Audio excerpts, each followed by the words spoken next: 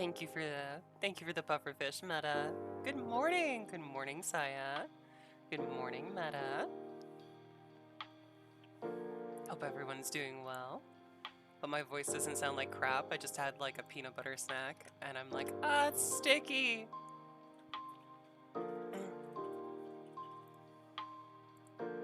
Mmm, nut butter.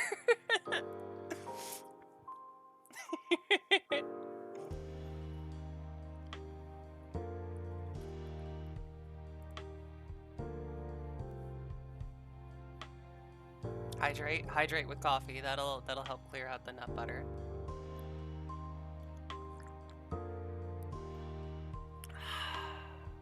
Oh, it tastes so good today.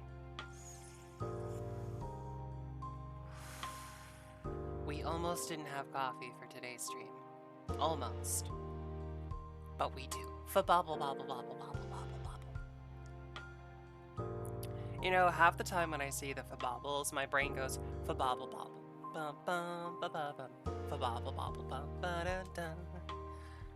Like an absolute dork.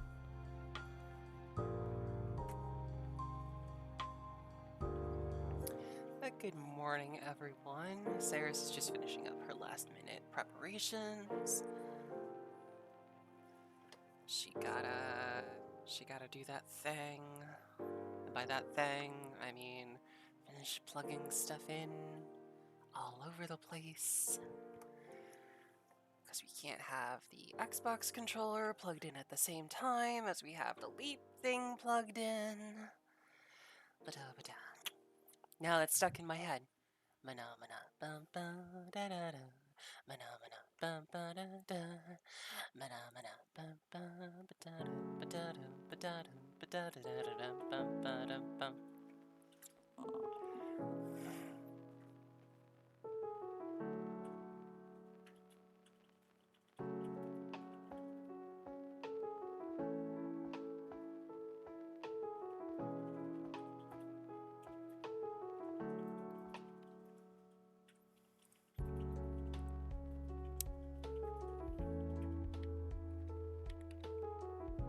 Here we go.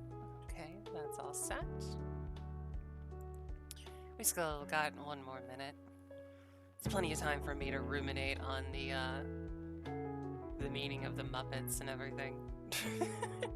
I don't know where my brain's at this morning.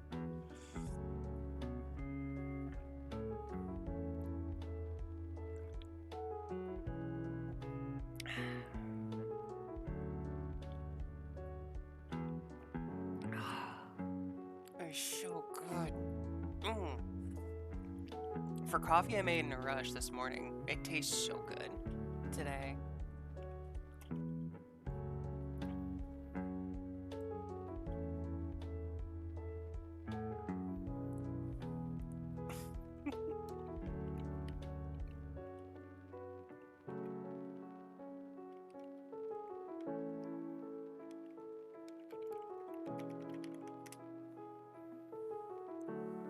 Get called a cutie back, Saya. There's no escaping it. Oh, I didn't turn the stream avatars on. I knew I was missing something. Hey, there's all the little people. Let's see, who else do I have to say good morning to? Let's see, we have the ever-present Nightbot. Good morning, Kalnok. Good morning, Noob. Good morning, Vladimik. Good morning, Hijacker. Hope you are all having a wonderful Sunday morning.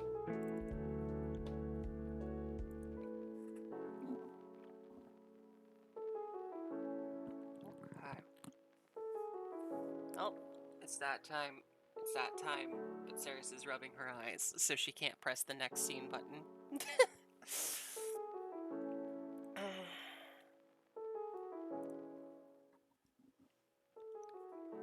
There we go. Good morning, good morning, good morning, everyone. No matter what time of day it is, morning, afternoon, or evening, it is always morning here in the Church of Pathfinder.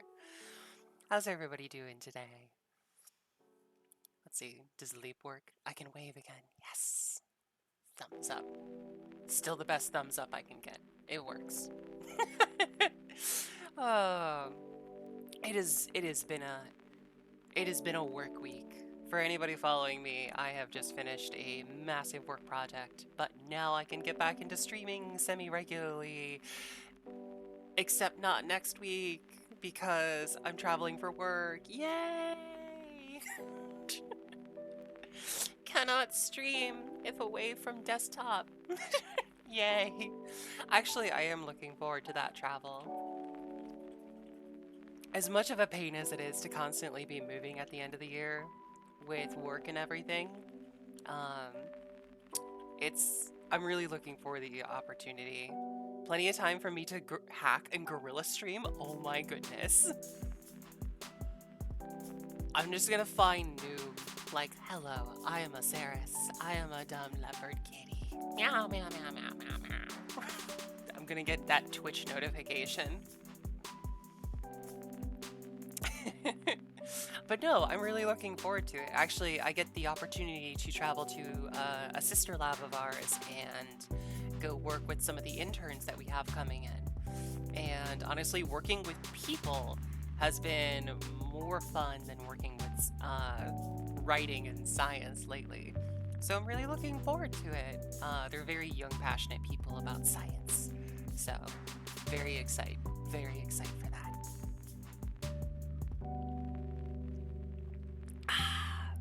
Thank you, coffee. Today's coffee was the name of it was Bold Decision.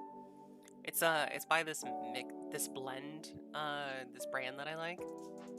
They occasionally put out these really weird ones, and I absolutely love this one because it's hazelnut molasses. It's so good. It's hazelnut with like just a hint of molasses. It's perfect. It's got that thickness to it, you know? I don't know. I'm being a coffee nerd and also somebody who absolutely loves molasses. Something's missing?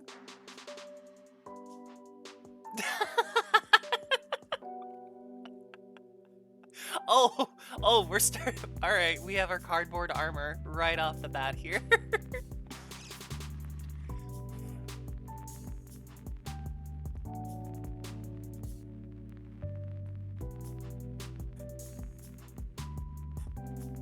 Wait, hold on. I need to move me up a little bit. Nope.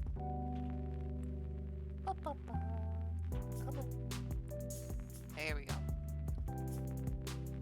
You hate the new Twitch mobile update? Me too.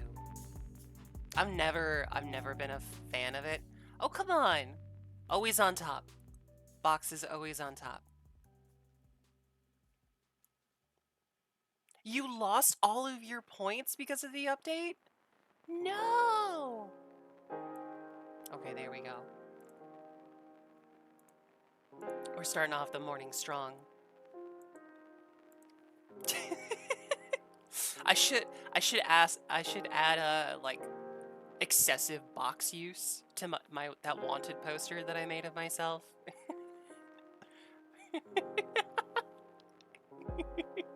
I love you guys.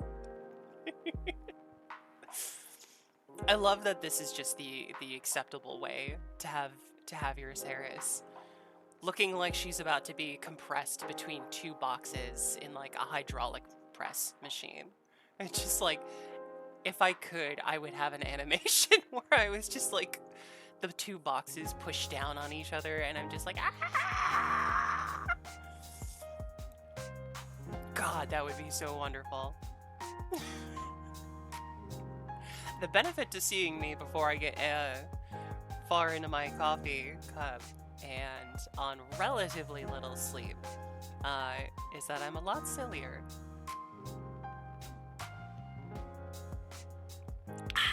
But I will also make more mistakes. So, with that in mind, oh my! Oh my!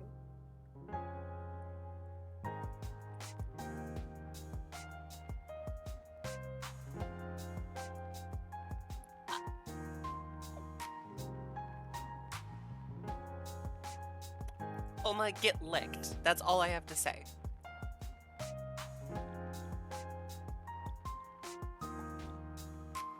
There you go. You have been sufficiently licked in retribution for your bits. Yeah, seriously, I needed to force close and restart. And then my natural program. Yeah.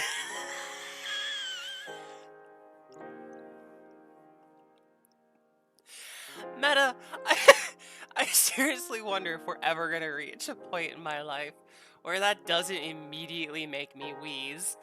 Just automatically.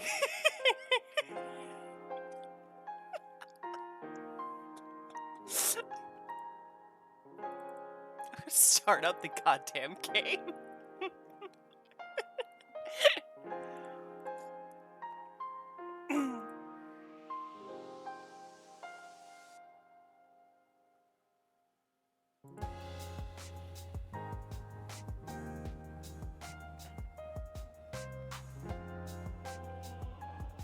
Okay, let's see here. Thank you, chill music. Oh, I meant to fade that out, not break it off, but oh well.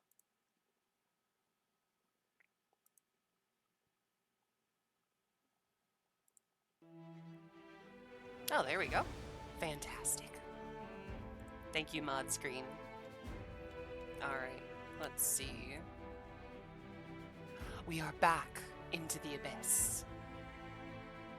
We are back into the ADA's worst nightmare.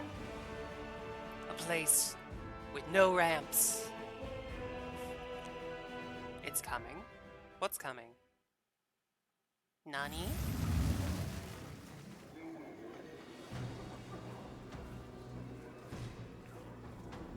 I assume that means Lily's getting close to something, but I can't exactly tell. Look at your emotes.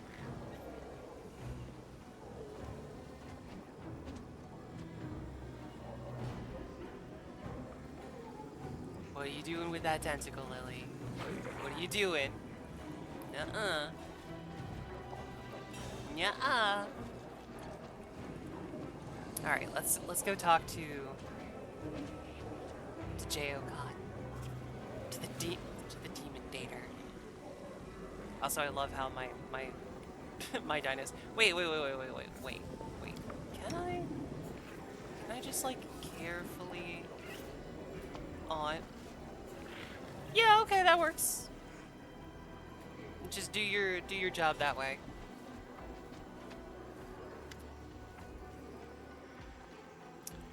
The young man sifts through piles of papers scattered across the table in front of him. He jots down notes excitedly, pausing occasionally to take a sip of the nondescript liquid in his mug. Nondescript liquid? As you approach, he looks up from his work and gives you a cheerful smile. Hello, my name is J.O.God. I am a wandering bard, researcher, and scientist. Oh my god, you and Nenio are gonna get along so well. I study both the natural and the unnatural. How can I be of assistance? You don't look like a fellow scientist. You may think you're a great researcher, but your lack of organization suggests you're nothing more than an amateur. However, I appreciate your choice of research subjects and your method of gathering data. I never thought of inviting a demon out on a date. I'll have to try it sometime. Dates with demons? Don't get the wrong idea. I didn't do this because I was desperate for dating partners. I've been conducting research for my book. The young man shakes his notebook triumphantly. I've documented them all here. I've dated all kinds of demons, from... God damn it.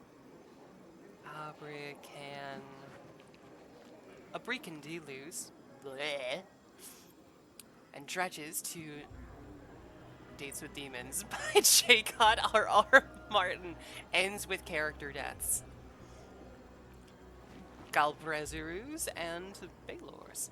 I'm publishing a complete guide to dating in the abyss. Just you wait. My book will be the subject of conversation on every plane. Who are you? What do you mean, who? I just told you. Perhaps I was speaking too quietly. Just a moment.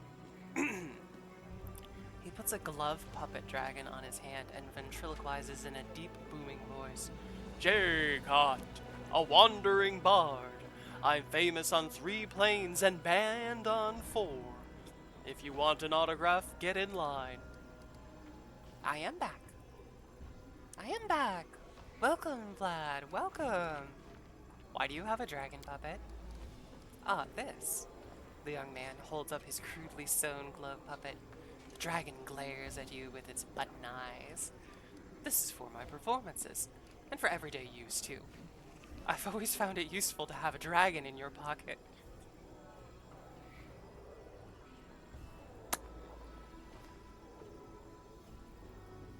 If you know, that feels like it has a very different context. Glasses! Glasses! Glasses. Oh, come on. Who doesn't need a dragon in their pocket for everyday use? Is that a dragon in your pocket? No, sweetie! It's not a dragon in my pocket. Silly.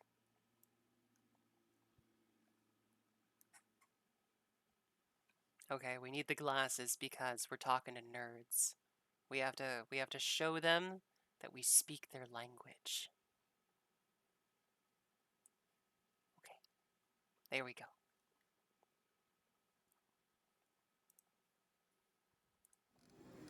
Thank you for helping us fit in, Vlad.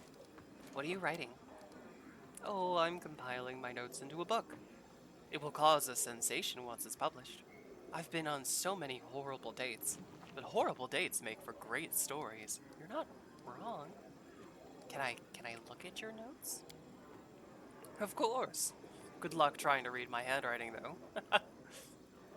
Clever girl. Clever girl. Raptor hiss noises. Headbats. Pet the box. Pet the box. Good morning, Velvet. J-Cot hands you his notebook. He holds up his glove puppet dragon and ventriloquizes in a deep voice.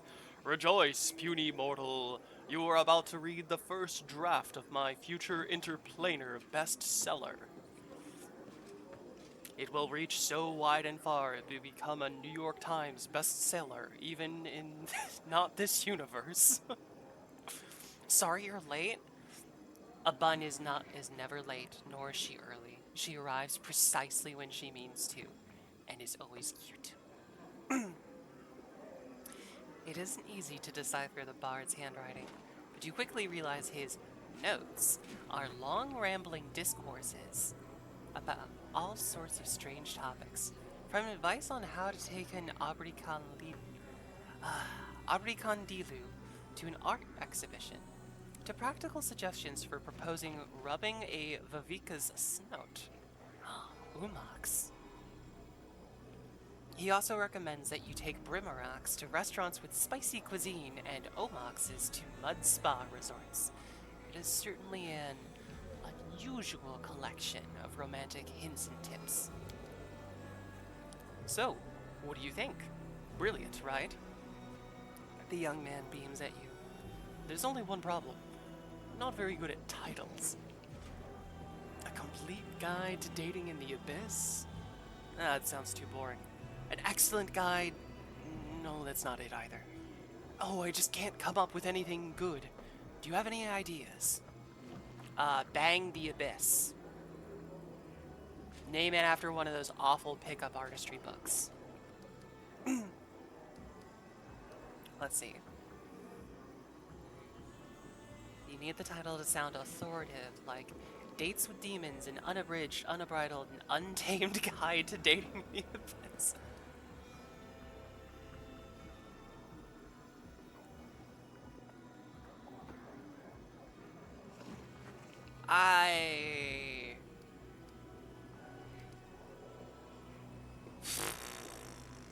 Do we give him an actual title, or do we be like, yo, dude, your textbook's gonna get somebody killed? I feel like it's no more dangerous than normal pickup artistry books.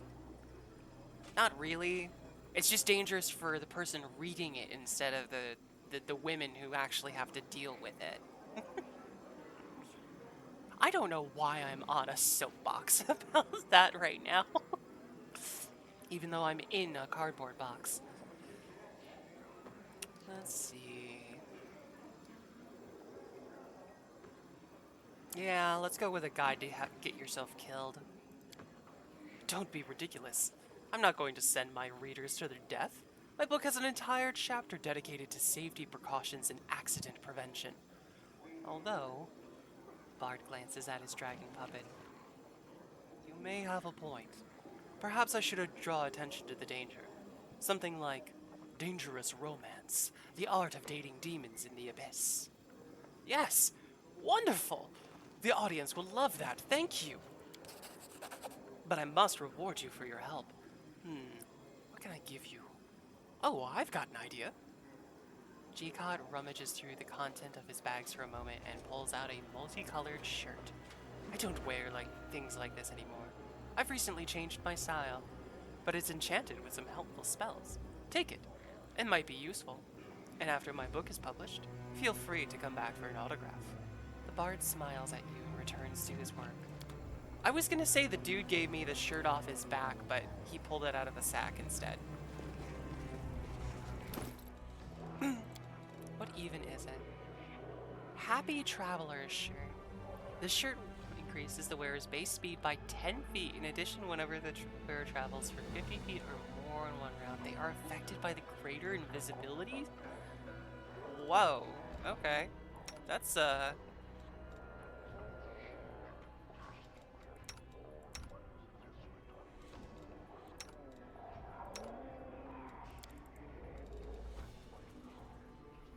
Oh, how tempting that is to give to Darren, just so that he can move a little bit faster.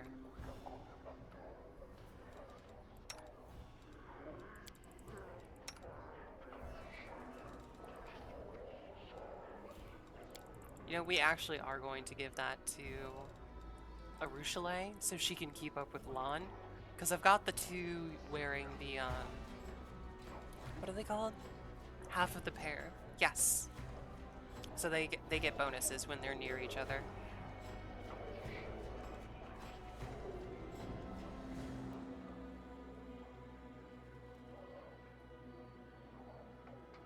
Oh. I did not realize that.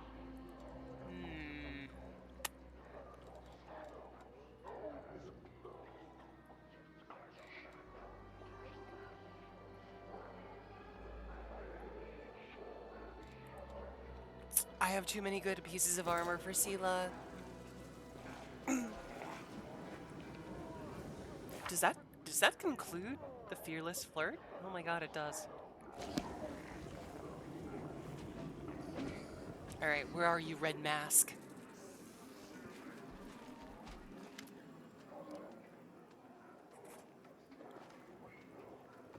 The woman in the red mask grimly examines a cloudy glass and its equally cloudy contents.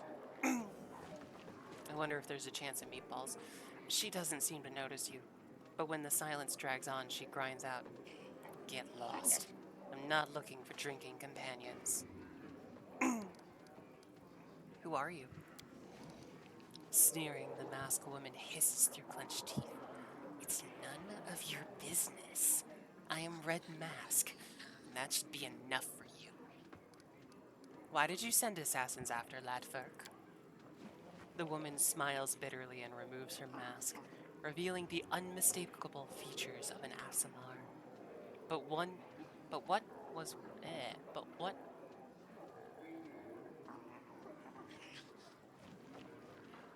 There's something about the grammatical syntax there that's just absolutely crashing my ability to read.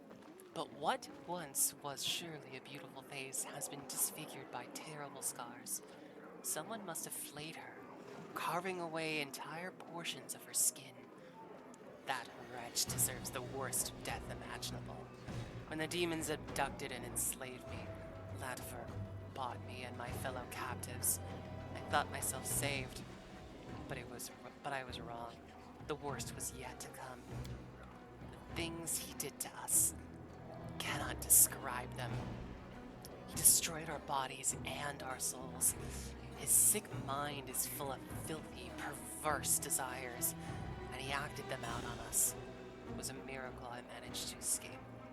I could have left the abyss, but it feels as if Ladverk has sown the seeds of his madness in my soul. I refuse to spread his sickness to other places, happier places. Let his evil perish here, in the abyss, utterly and without a trace. The hand's voice trembles with a barely concealed anger. She does not lie. Her heart aches with a desire for retribution. Ladverk is a liar and a traitor. He must answer for his misdeeds. Champion, we must go back and see that he faces justice for his crimes. Sela looks at Red Mask with confusion. Curse that wretch. I should have sensed the evil within him. Aasimar? A child of light? How could he have done such monstrous things? Sela, my girl. Darren is an Aasimar. Darren is evil. Oh yeah, of course, because everyone knows Aasimars and paladins are always noble and brave, and tieflings and thieves are all untrustworthy scum. Do you know what that's called? Prejudice, that's what. First you label us, then act all surprised. Oh, turns out I left my purse at home. What should we do about the poor tiefling we strung up on the nearest lamppost because we thought he stole it? Unbloody believable. Red Mask seems to soften slightly in the face of Sela's distress. It's not surprising you didn't sense the rot in his heart. Ladverk has learned how to conceal his true nature. None of us suspected him either, even though some of my companions in misfortune were skilled at sensing evil in its many forms. Amber's eyes fill with tears. It's terrible. What did he do to you? The woman flashes a cynical grin. Am I not pretty enough for you? Are you afraid? Yes, I'll never be called beautiful again. No, it's not about beauty or anything else he stole from you. I'm scared of what he's given you. He shared his pain with you. It took root and grew. There's a thorny tangle of suffering in your heart, and you are impaled on its spikes. God, Ember, you have such a lovely way of describing things.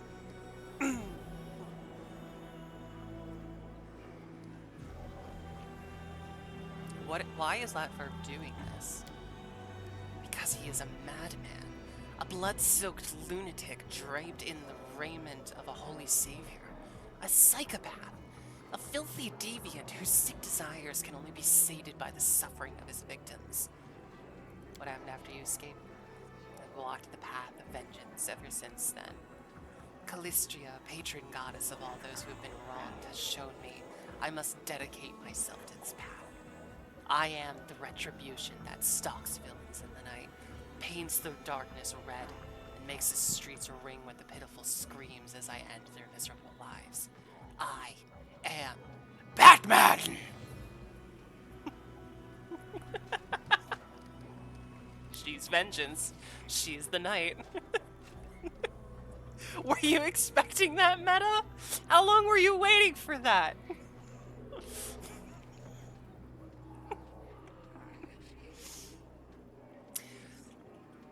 Ladverk deserves a fitting punishment. I will help you. Go to his home and repay the man for his many sins. I will be waiting for you there. I will fall upon that deviant like a blade of vengeance itself. Together, we will ensure he pays for his crimes with his life. Less expecting, more unsurprised? Yeah. Seriously. The way it read, it just, as it kept going, I was just like, oh my god, this just makes me think of the Batman animated intro. I am vengeance. I am the night. I am Batman. And I was just like, oh, it's just got that same demeanor, you know? The hand's voice is pensive and sorrowful. I weep for her. I see how open and pure her heart once was, a shining beacon of kindness and mercy. But the pain and torments that befell her made her cruel. Anger burns within her, and she no longer knows what is good and what is not. I cannot and will not judge her. I mourn the innocence that has been lost. So you're totally cool if we go back and kill the human trafficker, right? Right in Haribro? Right? Why do I feel like I constantly have an eyelash in my eye? Ah!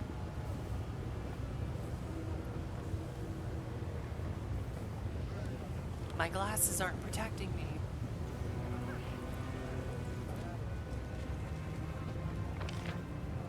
Okay, let's remember here.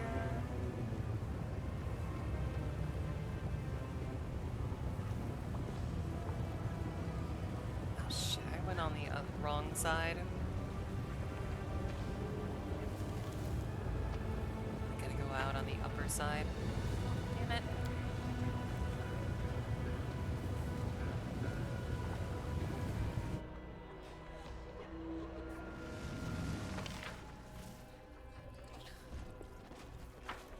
This side. There we go.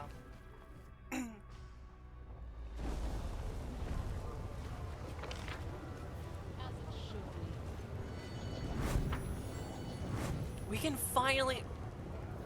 I've never seen a less helpful map. Oh my god, yes. Seriously, like this shows none of the verticality. It shows none of like the actual ways to move along it. It's just the general vicinity of where things are.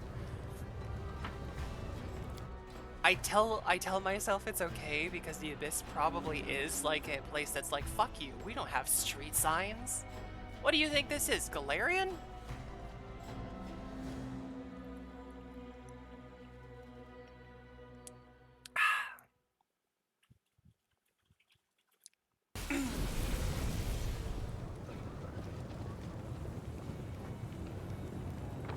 But hey, at least we can finally to the Asimar's house. Okay, how do we actually like get over there? Assassin's Guild? What the hell? Assassin's Guild?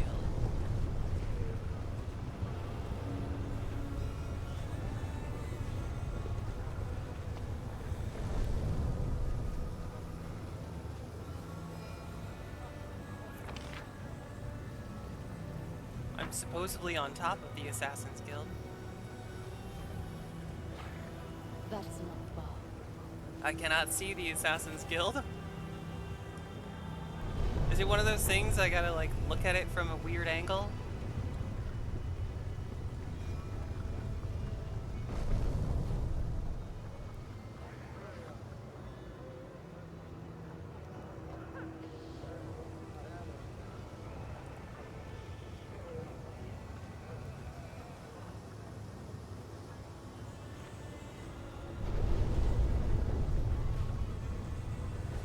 Wait, that was it. That was the door.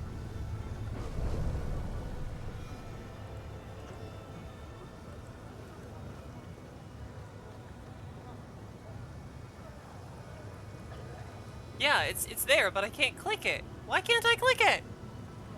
I wanna go in the door.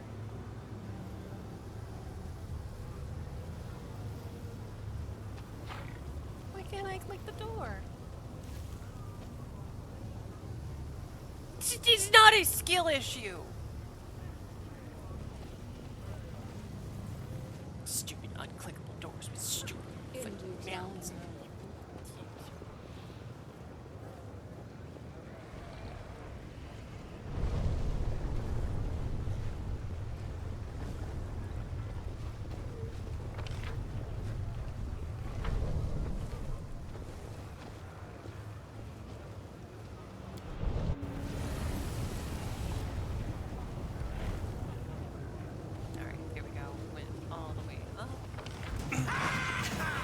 Oh, come on!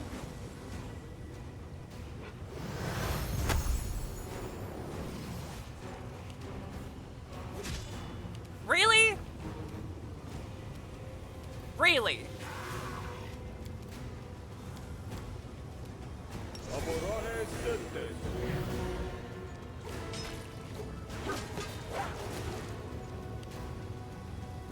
Thank you for attacking Sela.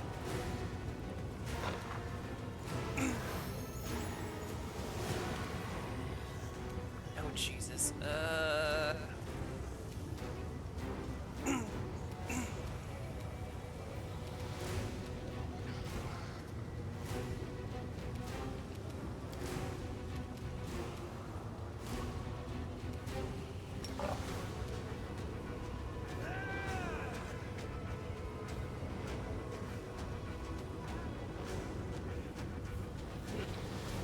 Always somebody ready to jump my ass? Yeah. Sounds right.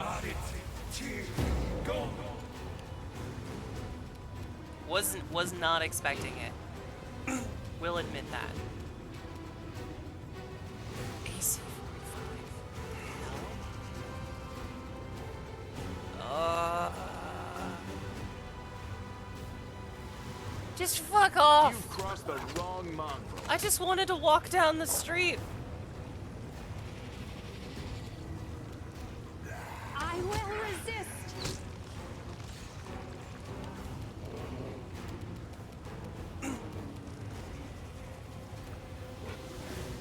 Let's see. We're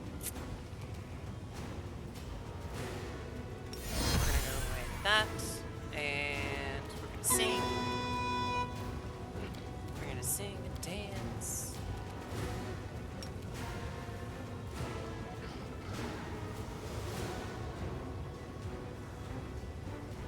Actually, you know what? No, we're going to. Where's relativity?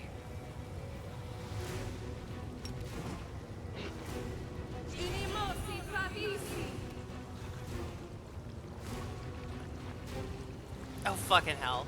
Of course, all the slaves failed. And all of the actual, like, enemies. Ugh! Relativity my ass.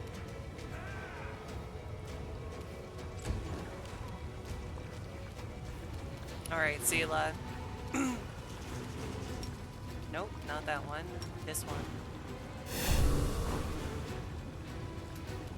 Apparently we can't get past there though, so... Into the fray!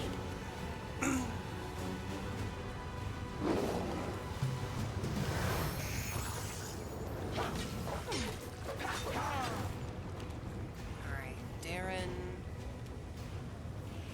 I need you to get rid of stuff on this guy.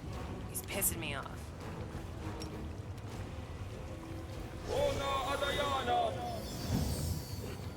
Failed to dispel shit. Yep, keep hitting the tank. Saris. Saris. Okay, well that guy just keeled over and died. I'm good with that.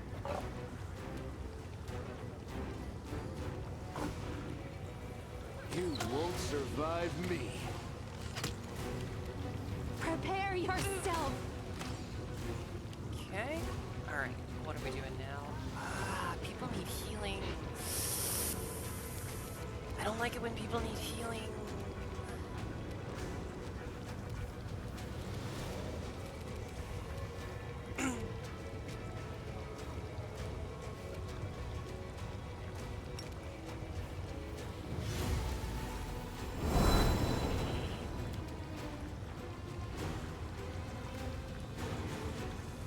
Oh wait, can I still cast something? Holy shit, why can't I still cast a couple things? Okay, I guess I'll take it.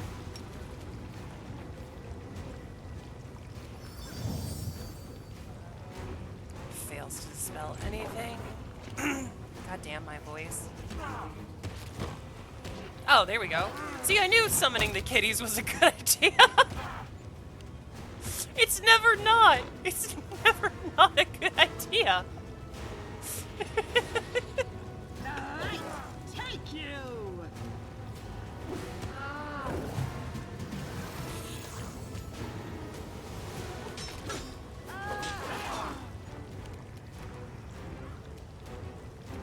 Darren, my boy. Can we get out of this, please? Maybe? Just a little bit? No, we can't move. Alright, well. Selective channel, please. Saris! Saris! Stop it! Stop killing me! I feel like Dr. Gero in fucking Dragon Ball Z Bridge. I am your master, and you will do as I say! My voice just cracking all over the place today. Desna, guide my hand.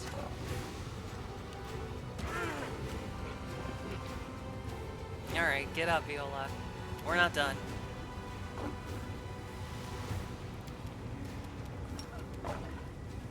Not by a long shot.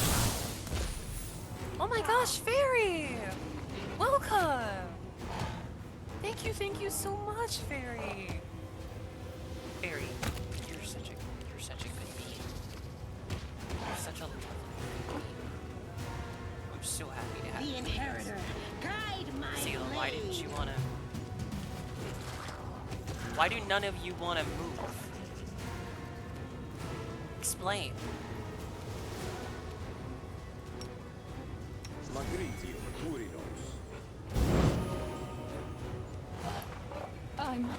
This was not part of the plan.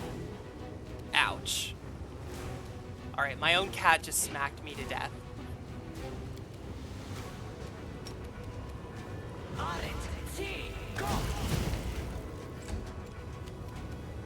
Endure this! Okay, can we please heal a little bit? Just a little bit, guys. Come on. It's okay. There we go. Saris, are you still confused? No? We're good? We good? Thank you, Saris. Rules are made to be broken. Please don't ever hit yourself like that ever again. Oh my god, my cat hurts. My cat is the literal definition of a glass cannon. She cannot take a hit to save her life.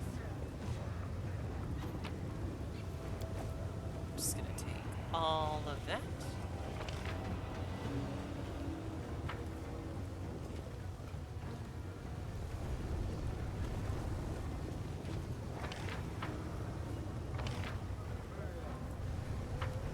If I remember correctly, this is the chest that I keep not being able to unlock. Yep. Yep, because of the dumb way that skill checks work in this game.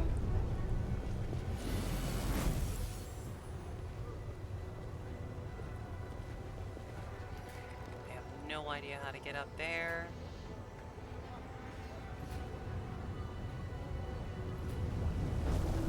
Can't see a way on either side of the building. Ugh, this is so annoying. I'll go ahead. Down? Are we going down? Yes, we want to take the portal down.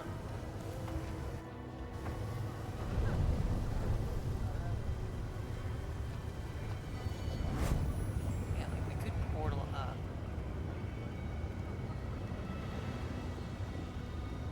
Hold on. Let's see if I can find the way to get up there. So we're portaled up here.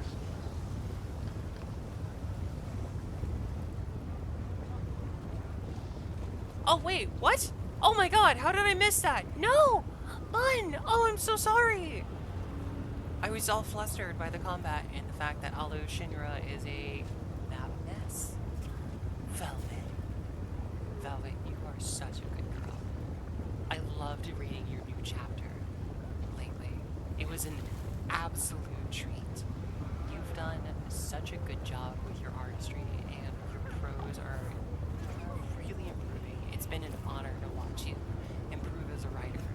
And I think you still do not give yourself enough credit.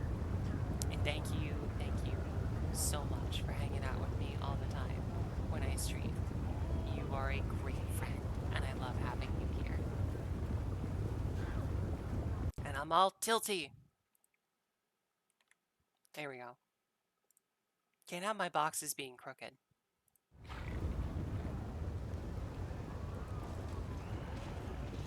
Blushes.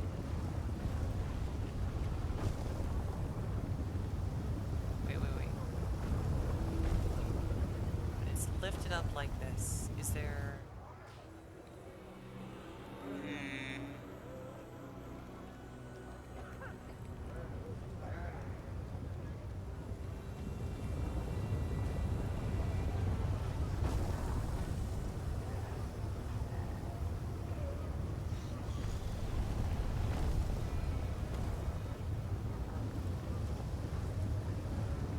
Dang it, no, I can't figure out how to get up there. There's like no good indication. Good morning, hon.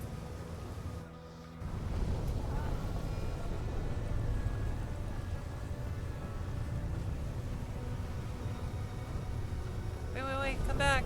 Island.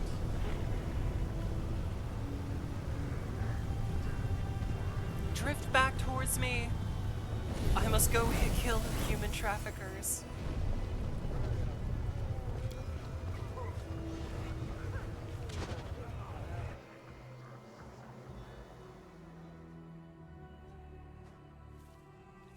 Oh, I saw you buff up right there. I saw you. You can't hide that from me. In due time.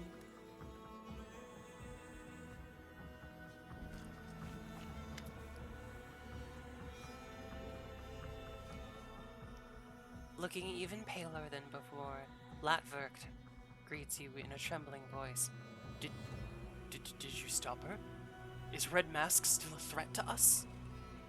I know everything about you, and your highly unusual and, might I say, disgusting tastes. Not even having a safe word. It's not my fault. I did not want this weakness, but it gnaws at me from the inside. I know what I'm doing is wrong, but there is nothing I can do to stop myself. But I swear, I was kind to those girls the rest of the time. It was I who saved them. Such ostentatious virtue is suspicious, especially in a setting as incongruous as the Abyss. That was my first thought. Let this be a lesson to us all. Anyone can turn out to be a traitor. There is a wound festering in your soul. It hurts, but you cannot share this pain with anyone or your friends would turn away, which is why you set out to make friends yourself. Them. Ember points at the Asimar women. But this isn't true friendship. You are still lonely and still hurting. I feel very sorry for you. Sorry? You feel sorry for him? He's even more cracked in the head than you are. Should we stroke his hair, give him a shoulder to cry on, feed him a nice bowl of chicken soup? You think you're gonna be his friend? Who knows? Maybe he has a taste for little elf girls, too. Olge's voice is quivering with rage, but as he stares at Ember, there is terror in his eyes. Terror and utter incomprehension. The wound in his soul, as you put it, is beyond healing. This case calls for total excision. And if you must pity someone, pity his victims. God, I hate it when Reggie and I agree on something. Burn the witch! Yes, burn this witch. Not Ember, but Latverk. I feel sorry for them too. I feel sorry for everyone.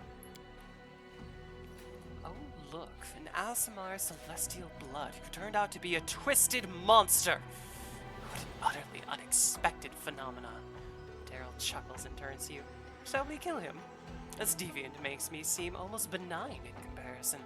I loathe coming second to anyone. The time has come. You will answer for your crimes.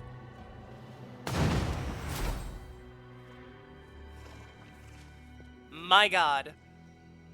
Girl just came in here with a superhero pose. That is the most Marvel entrance I think I've seen in a video game. With a show of impeccable timing, Red Mask drops from the rafters, looking like the remorseless spirit of vengeance incarnate. She stands in front of the ashen-faced Ludwig, and in a harsh, damning voice she proclaims, FBI, open up! She proclaims, FBI, open up. The hour of retribution is at hand, scum. You will pay for each and every one of your crimes. No! Do not touch me! May evil never go unpunished. Oh no, are we gonna have to like go through his saw maze or something like that? All according to plan.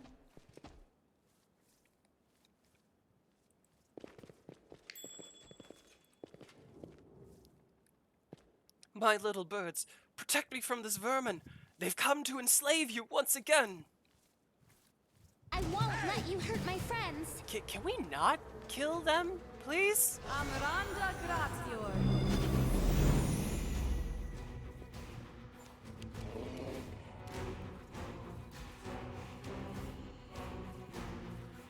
Relatively, I wonder if we can just put them to sleep. Can we put them to sleep? Vivisectionist! What? Oh no, this dude is beyond. Kill him. Kill him. Kill him. Transformation. He's definitely evil. Okay.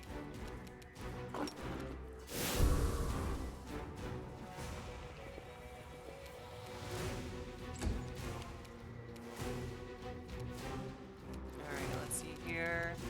Give everybody some, there we go, some bonuses there.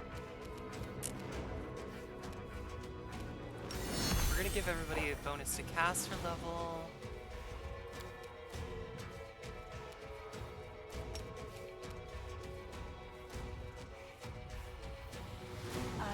Sleep.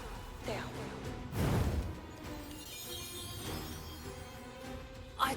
Oh. They succeeded on their fucking will saves. No. Instant enemy, this fucking asshole. We need to dispel that shit on him so hard.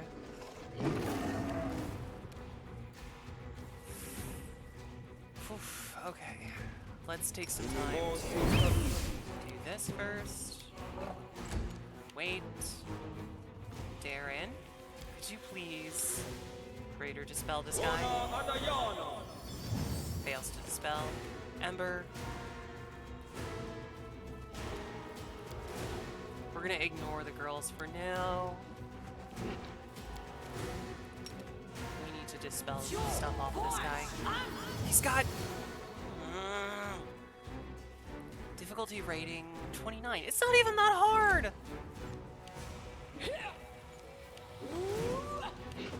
Oh look, they think they know Kung Fu.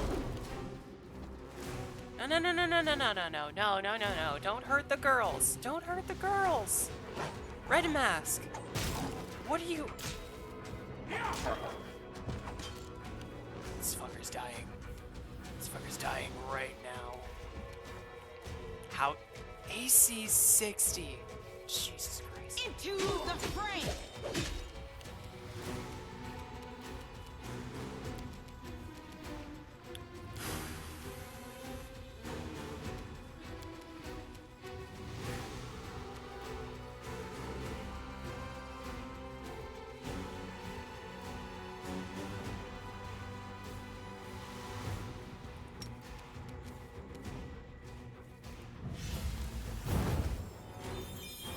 Dang it!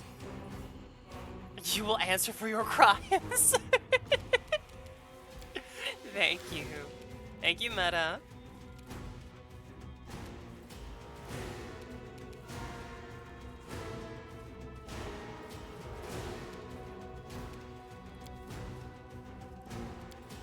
Oh, I cannot do anything else. Shit. Alright, well that was wasted. Make your peace.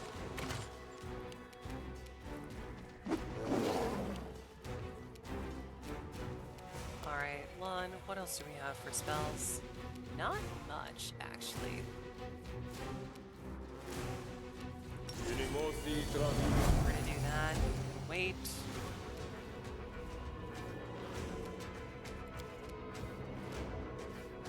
Okay.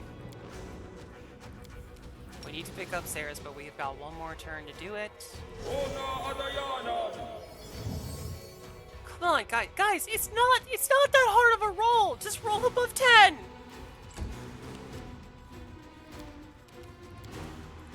Take a 10. Seriously.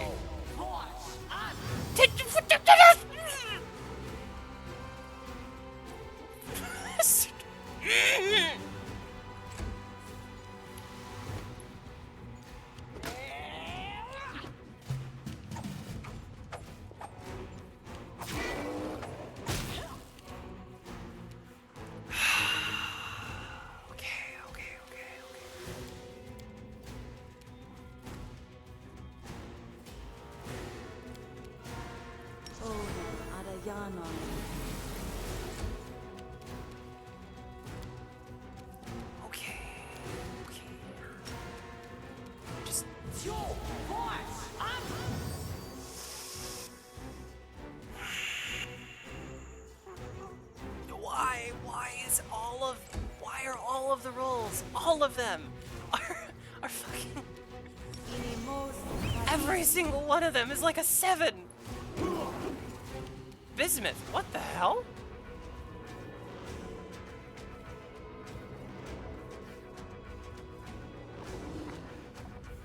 Oh, he critted. That's why. Good boy, Bismuth.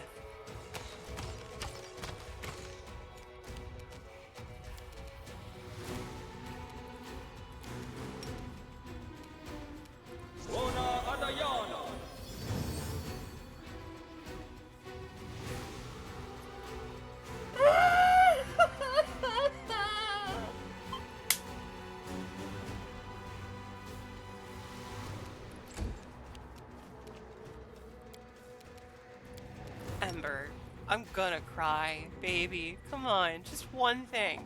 Just dispel one thing from him. Thank you!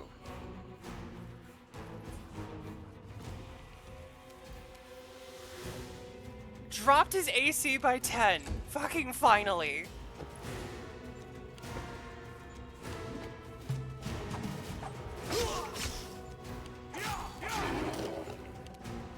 Ow. Oh, there we go. The girl stopped attacking once we got him. The Aasimar screams, desperately smearing tears and blood across his aristocratic face. I'm begging you, spare me. This disgusting trait, this addiction, makes me hate myself. I was weak, but I swear I will no longer allow my weakness to harm anyone else. Bring me to justice if you wish, but spare me from your vengeance. Rushali gasped with bitterness and indignation.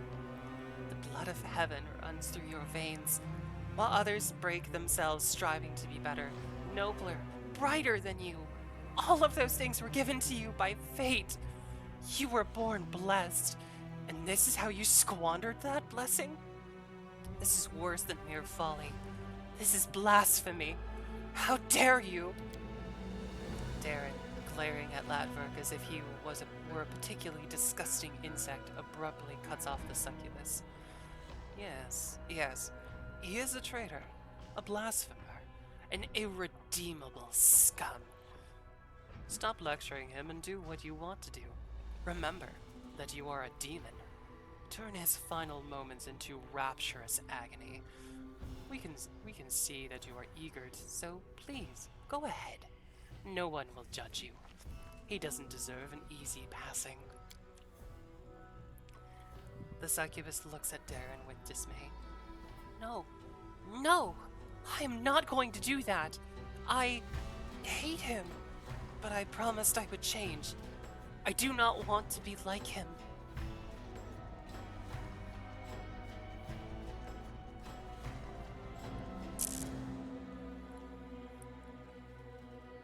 You know, this is the one time I'm up here for the lawful option. I am not gonna redeem this dude. Nod to the Asimar women. He's yours. Deal with him as you see fit. Ladford casts a frightened glance as the captives eyeing him with predatory intent. What? But they are my little birds. I love them. I've been taking care of them. They would never harm me. Oh, fucking yes!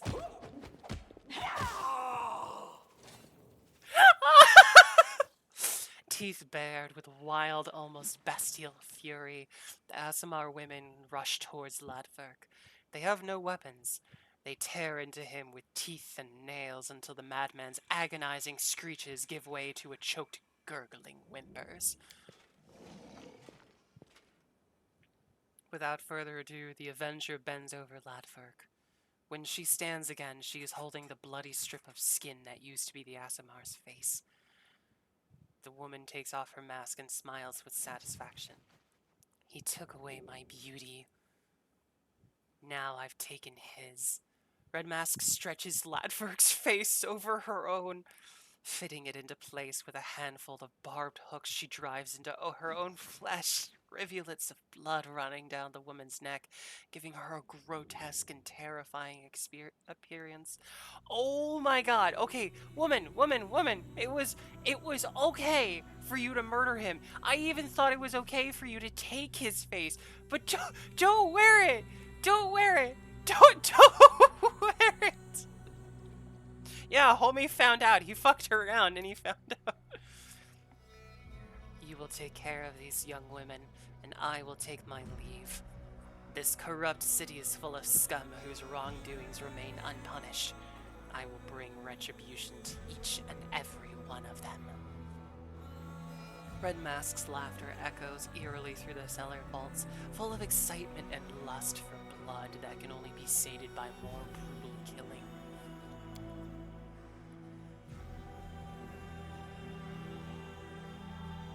You did a noble thing when you did not abandon the weak in their hour of need. You have my deepest respect. Show the Asimara's girls of safe path to Nexus. Go to my camp. The young Asimara women exchange glances, then nod gratefully to you. Huddled together in a tight group, they set out in search of their promised shelter.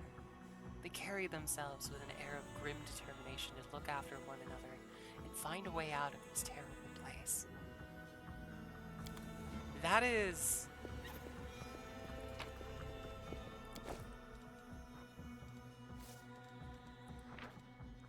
a message that I much rather would have preferred to end on than the face hooking sort of thing.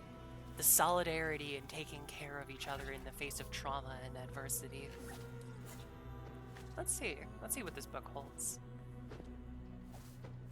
Roaring flames are devouring the Temple of Roses. The petals of the flowers darken, curl up, and finally turn to ash. The moment of utter pain and ugliness that comes before final, serene eternity. Burning idols seem to grimace, cry, laugh, and turn their fiery gazes upon me. The heat grows unbearable, but I do not dare turn my eyes from this sacred fire, admiring its every precious moment while my eyes still serve me. Laymen will call me a vandal. They'll say that I destroyed a priceless piece of art because I hated everything beautiful. But I do not believe this. I loved the temple more than my life, and I lit it with the fires that burn in my heart. For there can be a higher devotion than melting together with the object of your admiration into the shining splendor of oblivion. Man, the text in this game, incredibly well written.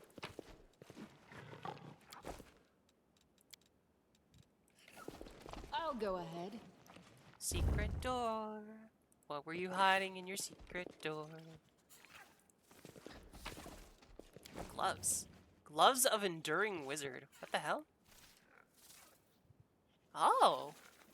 When they cast a spell As level it 7 or should be. higher, granted temporary hit points. Nice.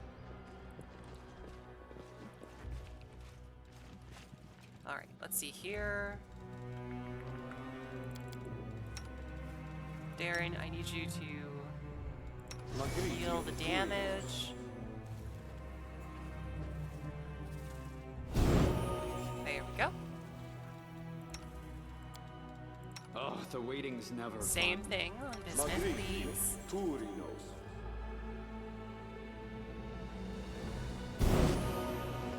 Oh, how many strength damage do you have, Bismuth? How close were you to death, buddy? There we go. Only 5. Only 5. We're doing good. I really love this location. The Abyss? Or the Asimar's house specifically. Hello, Kalnar! That's Welcome!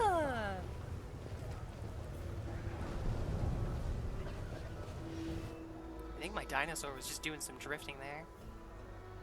Yeah, it's, don't get me wrong, the aesthetics are beautiful. It's just like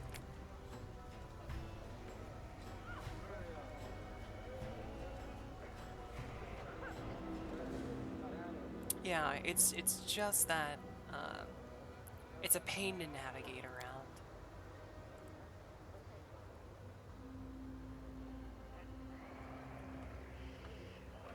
Okay, it wants me to go to the 10,000 lights to look for the Spinner of Nightmares.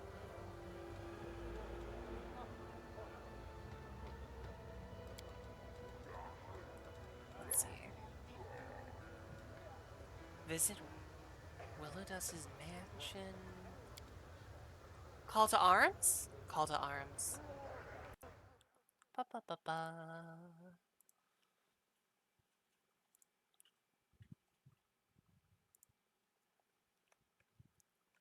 Up. There we go. To arms! To arms, my friends. Dumb box. Yes. That's the disadvantage. I don't have a timer on the dumb box. So it just stays until somebody else, until somebody else makes me change it. So I can shield. No! I'm gonna shield myself from the dumb box. I am a smart kitty. I can do the puzzles.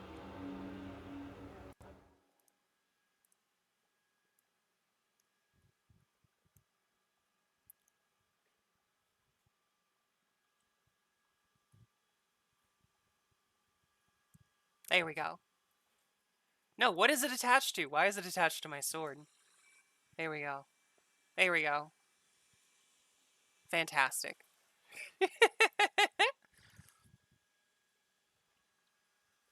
You get an airport Cali today? Ooh. Where are you traveling to, Kalnog? Or rather, I guess, are you traveling for fun? I have a... No, I have a sword. I have a sword. Is a sword. It's a Kanda, specifically. Back home? Have you been... Ah. Have you been on vacation? Been at a family reunion for the last few days.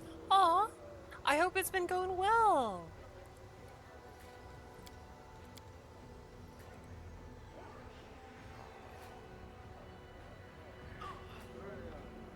Soldiers who serve the treasure kidnapped by a demon wearing a black mask, involved in the slave trade. Okay, so we have to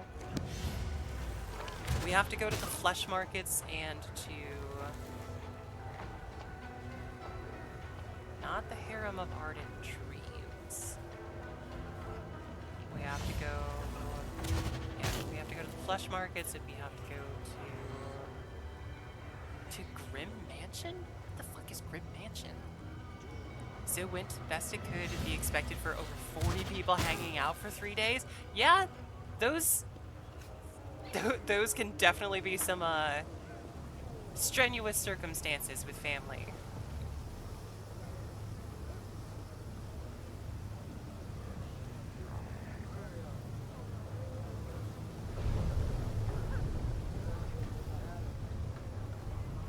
It's like if Thanksgiving lasted for 3 days. I'm actually kind of glad that my family doesn't do stuff like that. Oh, okay. All right. You got the Mormon family. I'm not gonna judge. No judge. No judge.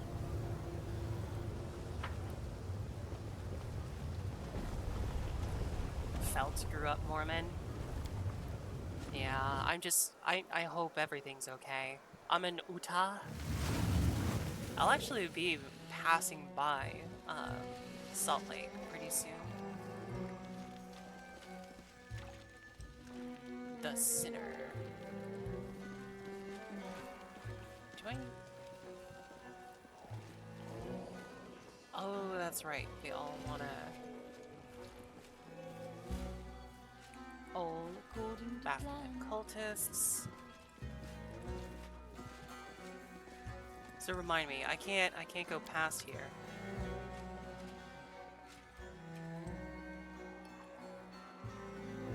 Wait, I need this knowledge for something I'm working on? What knowledge? What knowledge? What knowledge can I help you?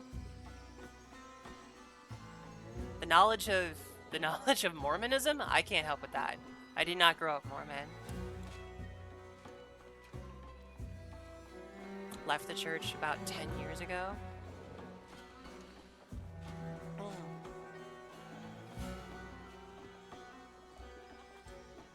Yeah, it's... This is not the venue for Saris to talk about views of religion, but I do think people should have the ability to, like, come and go. And I know that certain sects of, like, the Mormon church can be a bit extreme and culty. Or, I shouldn't use that last word. High control group. What is my element? I mean, I'm a snow leopard, and I've got this. Go ahead and guess, Lily. Go ahead and guess. At least in this form, in my night form, my element is ice.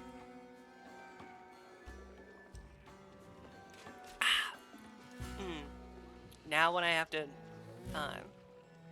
I guess banana. I want to go through that door. Feel free to do just that. You're not riffraff. The door was made for people like you. Oh my god, it's almost to the upper city. Oh. Okay. Wait, is there a portion of this building in the upper city?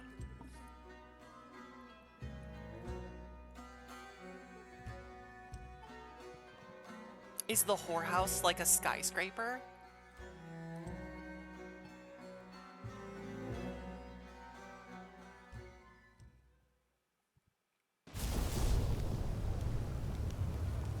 I'll go ahead. Oh no, it's just a extension up here. The 10,000 Delights, Demolichos, Enchanted, Portal Up, Portal Down, Portal, Portal Up, Abandoned Mansion, Rapture, Rupture, Portal, Portal, Portal, Hand of the... Why is the Hand of the Inheritor over there? Okay, I guess we're going back. But now I head back to the land of Mary. Oh, Maryland! Nice. I don't think I've spent enough time in Maryland. I was there for a conference recently, down there in Baltimore, and I got to explore around the city a pretty decent amount. It was before the big bridge collapse. All right, I guess we have to talk to Shivaro if we're gonna find out more things.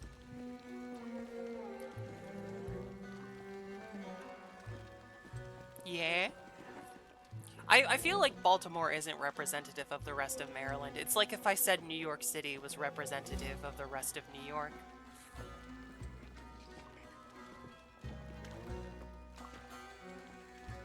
It's weird to fly in and out and not see it. Yeah.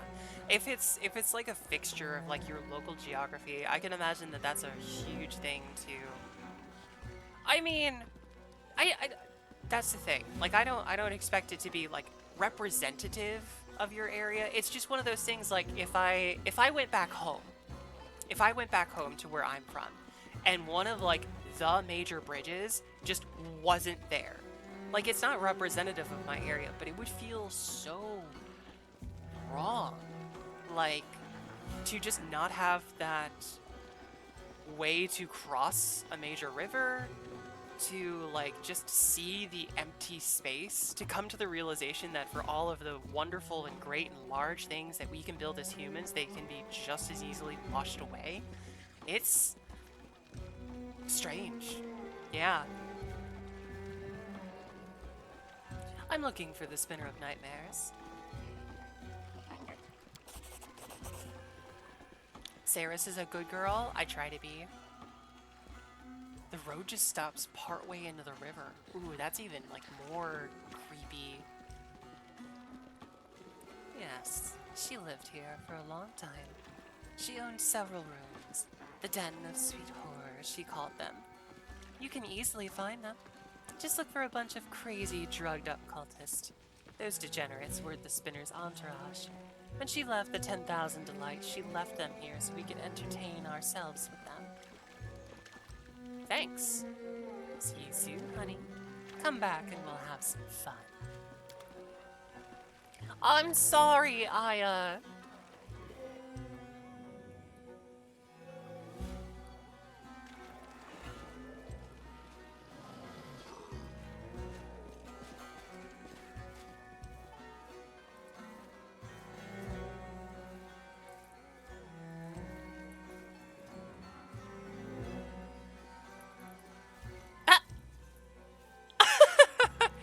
No! The Roomba! It's come for me! Ah! You can't fit under my desk, you stupid robot! It's charging me, chat. The Roomba... The Roomba is charging me. It's circling my chair. And I'm keeping my feet up on the desk. Going under her desk is my job. What are you doing under there, Alma? Don't get any ideas.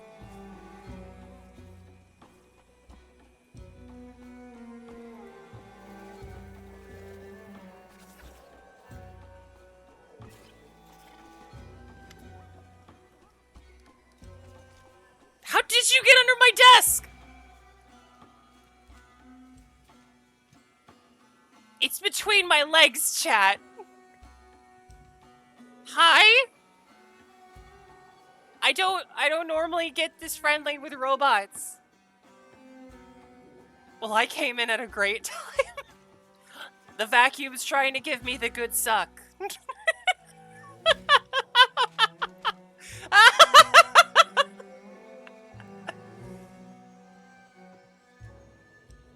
I also popped in at a good time. Oh, jeez. Yes, Roomba, go back to doing your job.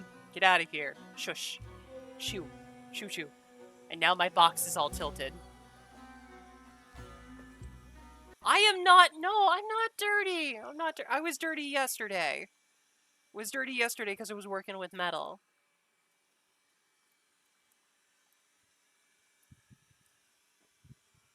Okay, there we go. Yeah. Yeah, I was cleaning up a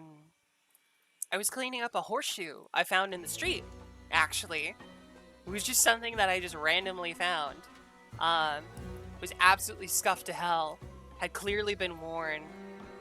And yeah, seriously, I have no idea where it came from. There's not a horse farm as far as I know here, but there's definitely cows. So to find a horseshoe in the middle of the street was weird. So I picked it up, mostly just because I didn't want the nails in the horseshoe to, you know, pop anybody's tires. And then I realized, oh, wait, I've got the tools. I could rehab this. So I made it all nice and shiny again. I smoothed it out, got the dirt off, got the rust off. It's got a little bit of a warp in it that I wouldn't be able to fix without blue backing part of it. So maybe I'll do that at some point. But I also worked on the railroad spike I picked up a long time ago. I did a good first pass on that before. Oh no, I noticed what you said, Oma. I think it's hilarious you're not getting banned. And I owe Aya a maid outfit, so I stopped stabbing myself. Roomba? What's with that thumping over there? Are you humping the desk? What's going on? Did you trap yourself? I think the Roomba trapped itself.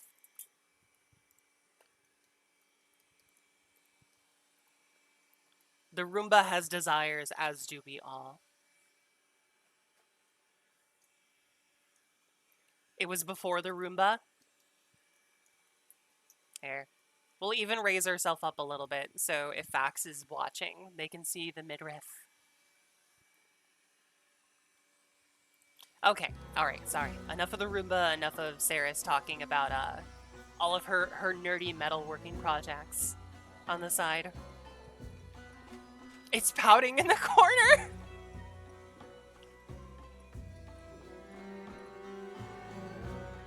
Oh, Aya. If you're in a certain mood, it's okay.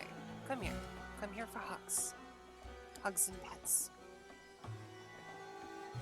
You want to hear more about nerdy metalworking?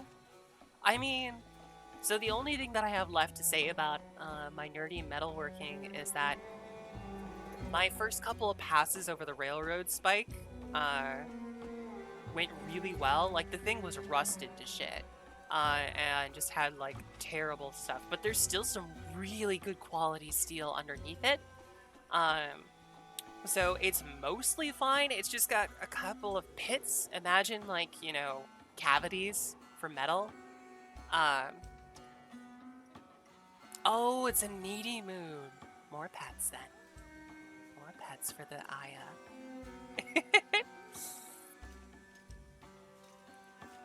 Gotta learn how to walk before you Hadouken. But yeah, no, it's a really fun activity to just clean it up and to like take something that is like old and discarded and very worn and make it shiny and new again. And to really like show that there's still like some good quality material underneath it, sort of thing. So I just gotta go over with like some fine grained things. I need to replace the belt on my belt sander, so I can do a couple more general passes before then I swap out to a new sanding belt on my Dremel, and then go and work out some of those pits like I'm a dentist sort of thing. I'm a dentist for metal projects. And then it'll be all nice and shiny. I actually joked with my girlfriend, I'll post a picture of it maybe, but I arranged the horseshoe and the railroad spike in a certain shape that I'm really proud of.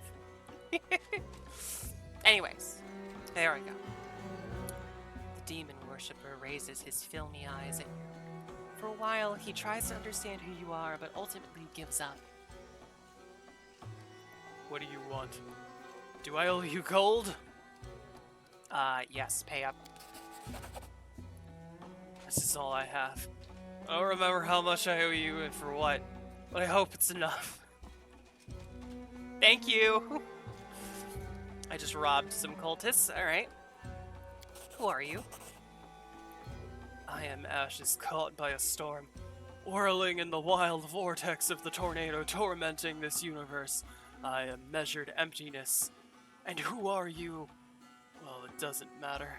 You are neither ashes nor emptiness. We shall never understand each other. Are you high? How high are you? What are you doing here? We enjoy the silence and darkness of oblivion. We give each other quiet. We share our grains of truth scattered in the endless voids of our minds. And we'd be glad if you didn't interfere with this process. What the shit? I'm looking for the Spinner of Nightmares. Spinner of Nightmares. We adore her. She's our teacher. She opened our minds to the beauty of madness, brought us here, granted us a fierce internal delight, and then... Oh, good luck, Kalnok. Have a good flight. Have a safe flight, okay? Check in later. And then The cultist's gaze grows perplexed. she went away. But where did she go? Why would she abandon us? It's so sad. He looks to be on the verge of tears, but a moment later, he's already boasting a carefree, woozy grin. Remove chest plate.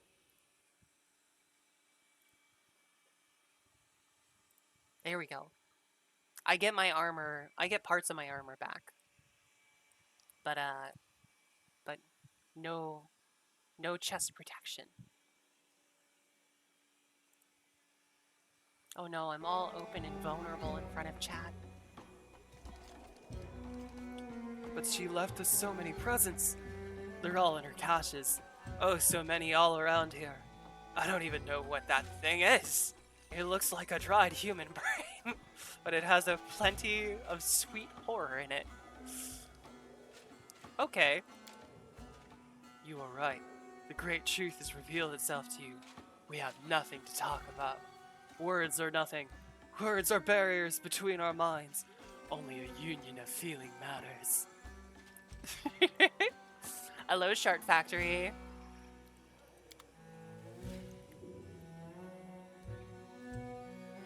Let's see. Hat. We need a hat.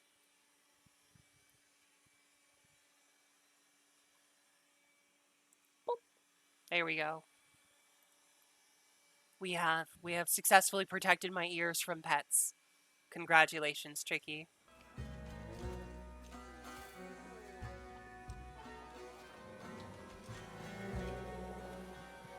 Let's see. Perception. Who's got a good perception check?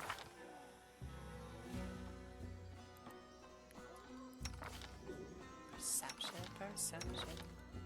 Lon's got a 25. Jeez. But Arugele's got a 33. This war must end. Arugele, baby. Please, allow me. I finished here. The backside of the more? altar conceals a small indentation for a cache. Unfortunately, it's empty. Alright, whose religion? Not Arugele. Ember's got a plus 20. Oh, I have a plus 27. Trust in yourself. You did a thing? I know Thing did you what to do? The sheets are covered with embroidery that can be folded to form magical runes. They were probably required for some magical sexual pleasures of the Spinner of Nightmares.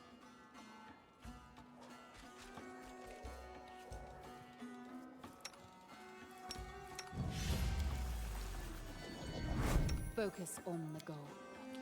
A bookshelf is a popular choice for a stash. The pages of several books are in fact cut out neatly, but the caches are empty. Oh, that's adorable, Shark Factory. I talked about my family, how I am comfortable with them calling me uncle, and telling my nieces that calling me even after I told my nieces not to. Oh, Lily, I'm proud of you. I really hope your family is able to respect, like, how you want to be called. It's really important, and I hope that they have at least that decency. Of course, it's original. Yes. The struggles never cease. A figurine used to conduct mind manipulating rituals.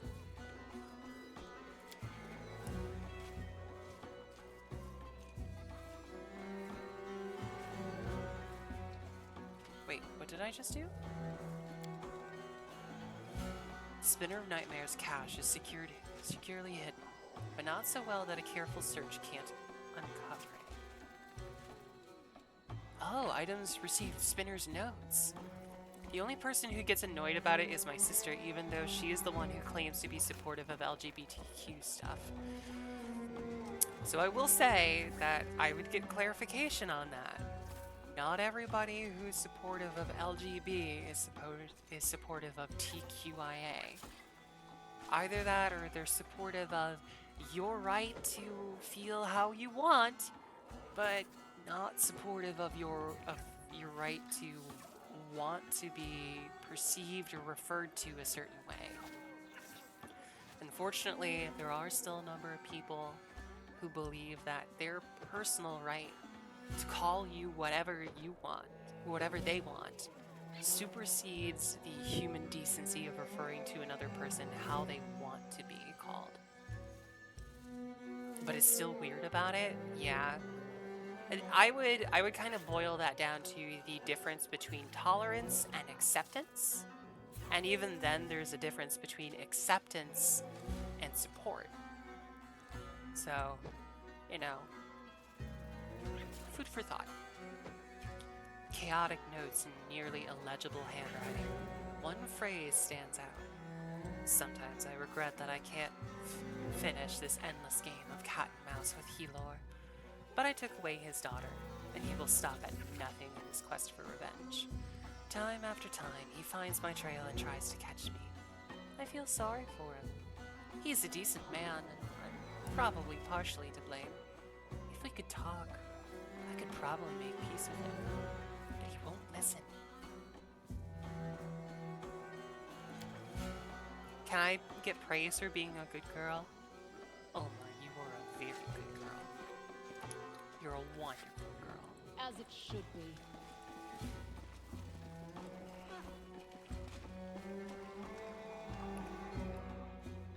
Okay. I'm saving here because I'm curious what happens if we spend a night with Shavaro?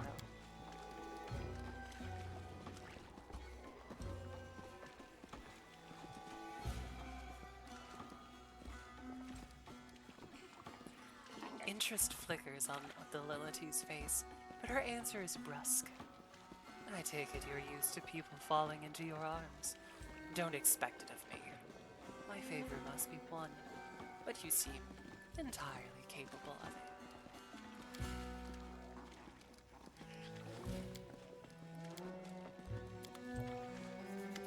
Wait, is that it? Okay, am I not famous enough for you? What's going on here? Bullshit.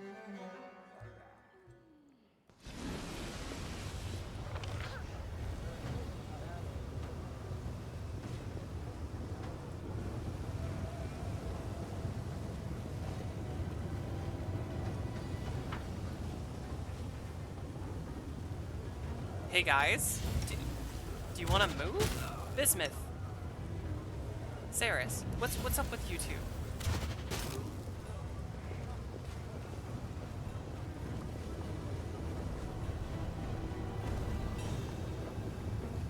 Jeez. My family is weird, like I'm halfway out of the closet, but my family thinks I'm gay, even I'm trying to explain, and I'm sorry for talking about this. Oma, sweetie, this is a safe space to talk about stuff, okay? Like, you know, I'm not a therapy circle or anything, but I'm definitely here to support you, alright? I'm here to be a good friend, and I'm here to listen. We're very supportive of stuff like this, so it's no worries. And for stuff like that, like, especially for your sister who claims to be good at this stuff, even the best of people can have a lot of trouble when the rubber meets the road, sort of thing. When that hypothetical I support trans people has to actually be put into practice, and even more so when it's someone that they're really close to in their family. It's a lot easier to say when trans people are this nebulous concept that you've never seen or interacted with and say, oh yeah, I support them. It's harder when they're an actual person that they have to deal with. And it's even harder still when they're part of your family, because they feel like they've known you for such a long time as a certain way. And in a lot of respects, it feels unnerving, and they feel embarrassed. My uncle is trans and my sister's super supportive of them, but she acts differently with me. Yeah, I don't know. there's some differences in relationships there, Speedy. And everybody like deals with it in different ways, and I'm not saying it's right, because I don't think it is. I am definitely for giving, you know, your family members some leeway and some understanding. But, you know, at some point they gotta put up or shut up. I found the Spinner of Nightmares diary. Back to the game. Kristoff smiles tryly. I'm sure that Helor will be thrilled to learn of your discovery. I hope, however, that it will not encourage him to launch another suicidal raid in pursuit of the Spinner of Nightmares' head. If he finds his death, I hope that neither you nor I will be accessories to the horrible crime. Sometimes I fear that by keeping Helor free, we are enabling a person obsessed with revenge, one suffering from severe mania. Have a good day, Commander. In due time. I can't imagine how you feel, but if it helps, I have immense anger about the fact that you have to deal with this. Tricky is such a good, supportive ally being.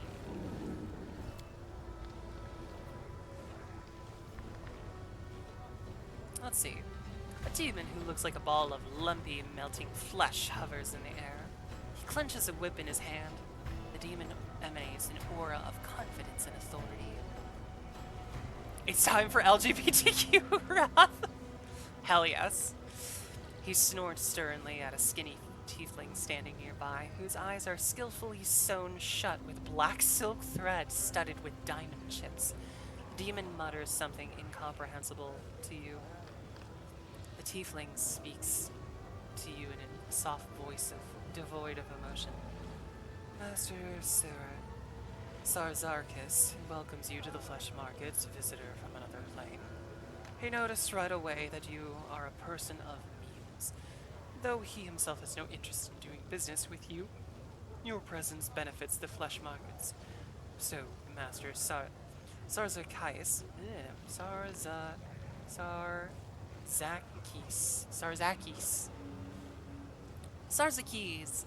Sarzakis is prepared to spare you some of his time.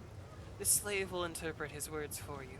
He loathes speaking in any language except the one used in his own world. Suture. The suture's hideous face is marked with desperation. Overcoming his pride, he reaches out to you with his gnarled hand, beseeching your help with this humiliating gesture. You like big words, don't you? Tell me, is there a fancy term for describe someone who does bad things to other people and finds himself in desperate need of their help later? The suture nods sadly. There is. It's called comic justice, also known as bad luck. The tiefling interprets another burst of snorting, this time addressed to Arushale. Masters, Sarzakis is happy to see Lady Arushale again and wishes her pleasant purchases at the flesh markets. He regrets immensely that he wasn't informed of Lady Arushale's visit in advance. Otherwise, he would have prepared a special lot exclusively for her. A tasting dish, if you will. Master Sarzakis remembers Lady Arushale's preferences very well, and he would be happy to satisfy the wishes of such a discerning client. What about LGBTQ2? Lust? That's all the time, Rob. We're always horny. Arushale sounds calm, but you can see her hands start to tremble. Please tell Master Sarzakis I have no interest in his slaves anymore. I won't pay for them, neither in gold nor in other ways. Arushale, did you sleep with this ball of floating flesh?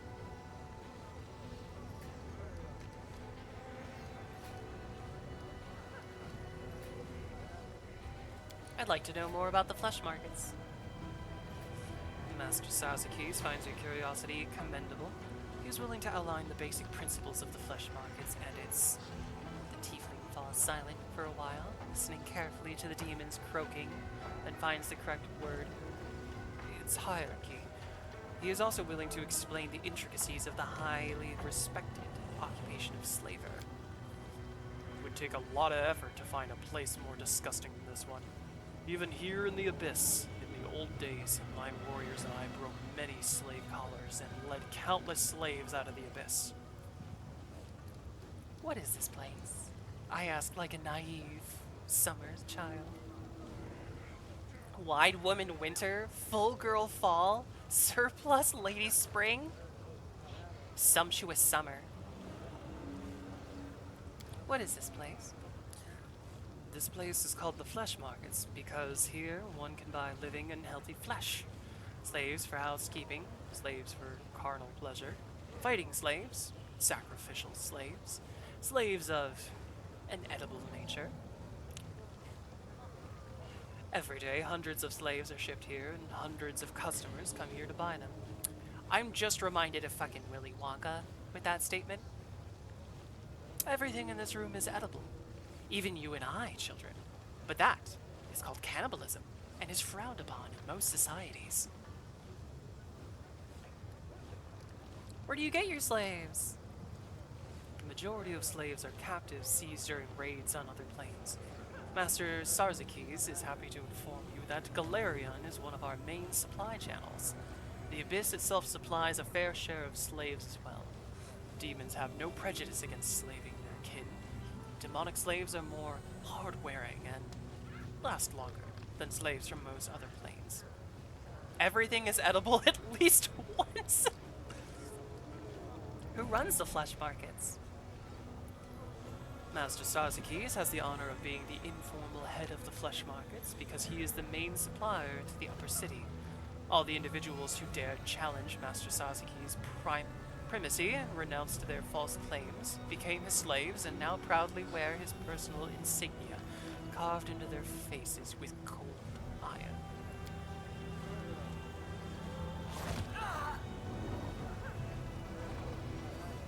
With a demanding crack of the whip, Sarzakis called one of the demons standing nearby.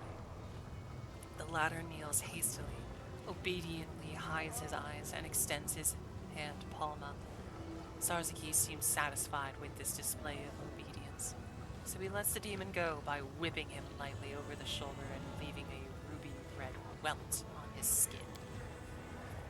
As you may have noticed, Master Sarzakis' authority here in the flesh market is absolute. I see.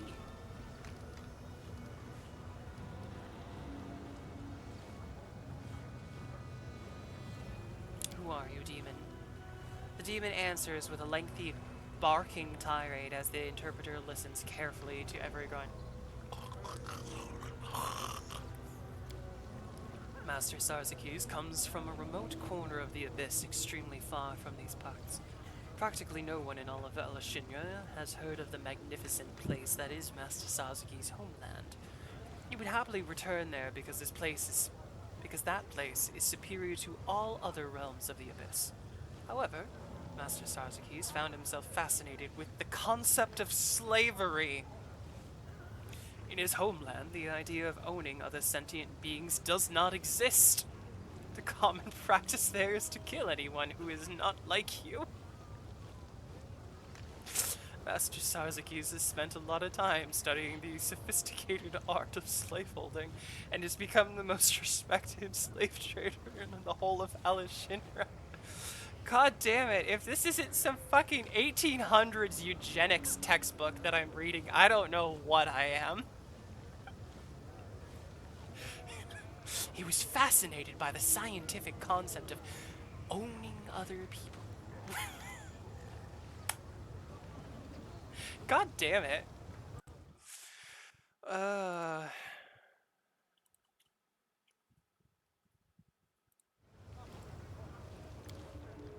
Woljif can't take his eyes off the interpreter. Master Sarzakis desires this. Master Sarzakis wishes that. Even in the Abyss, tieflings are treated like poor relations, eh? And there I was hoping things would be different here. But it looks like our kin has it rough in every place.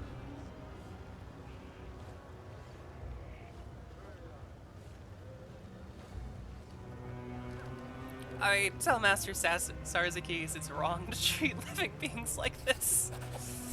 Listening intently to the displeased hoots, the tiefling adds a light touch of condemnation to his monotonous speech. Master Sazakis is deeply indifferent to your opinion regarding the slave trade and the order he has established here in the flesh markets. Master Sazakis does not find it necessary to listen to the advice of strangers who come from a primitive plane that will soon be conquered.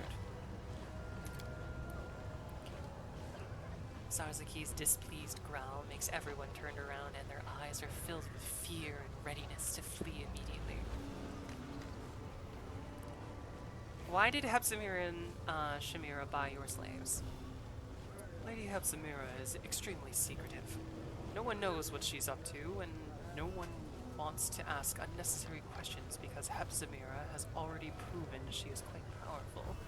Snooping around her business could be dangerous, and Lady Shamira brings Lady Hepzimira with her and says she needs stupid but strong slaves.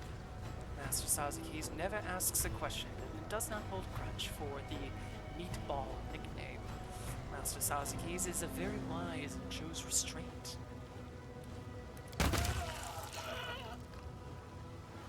I flinched feeling that jellification, but I couldn't see it because of the text box. One of the demon guards clearly grows interested in the conversation and unconsciously leans forward. Sarzakis whips him across the muzzle with a lightning fast blow. The demon's head explodes like a watermelon dropped from a great height. The interpreter comments on the execution with indifference. Master Sazakis would like to remind everyone that unnecessary curiosity can be harmful for servants, especially if it's curiosity regarding the master's business. I'd like to see your slaves. The tiefling's voice is emotionless and fails to convey the arrogant noises you hear the demon snorting. I'm afraid Master Sazakis must reject your offer. All of his slaves were caught to satisfy personal requests by the most esteemed upper city residents. Master Sazakis is the most influential of the slavers, and he can't afford to waste his time on something as pointless as negotiating with a stranger. Are you his slave? Can I buy you? The demon bursts into indignant gurgling. Even without understanding a single word, you quickly conclude that he is displeased. Master Sazakis wishes to cease your attempts to bypass him and communicate directly with his property. The provenance of his property is a matter of concern to Master Sazakis alone and no one else. That's a yes. Sell me the dredge, please. Sarzakis begins to snort, spraying saliva. He babbles quickly, which causes short, uncertain pauses in the slave's speech. This dredge, like the other demons in the shipment, is set aside for Lady Hepzimira. Without a doubt, this lazy waste of flesh caught today in the lower city will never prove to be a useful worker, but he still belongs to his new mistress. She is a very influential person. Therefore, trying to deceive her would be disrespectful and dangerous. And Master Sazakis would never commit such a foolish act. He resents your suggestion that he is capable of doing anything of the kind. I read that as anything other than being kind. Master Sazakis is insulted and outraged. There are not many voices that can surpass the greed of demons. Pride is one of them. Imagine what tremendous power it was when the two are combined. As disgusting as it is for me to give this advice, listen to me. If this scoundrel feels insulted, offer him gold. Not as part of the deal, but rather as compensation for the insult and recognition of his high status.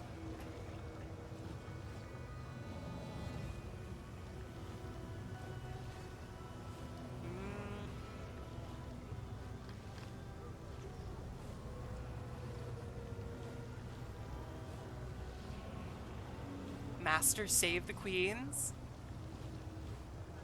I don't think I need to save the queen. I think I owe the queen like a slap across the face.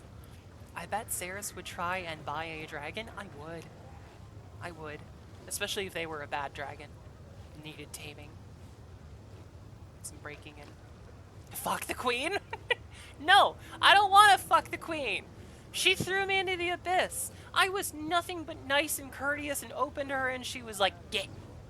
Go on. Go on, get. It was just... It was so mean.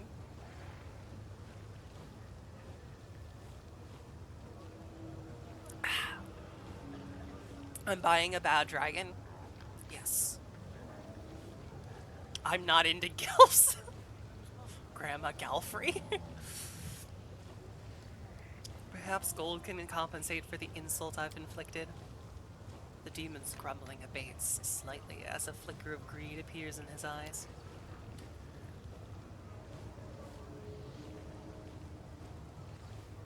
Master Sasakis finds your idea very reasonable.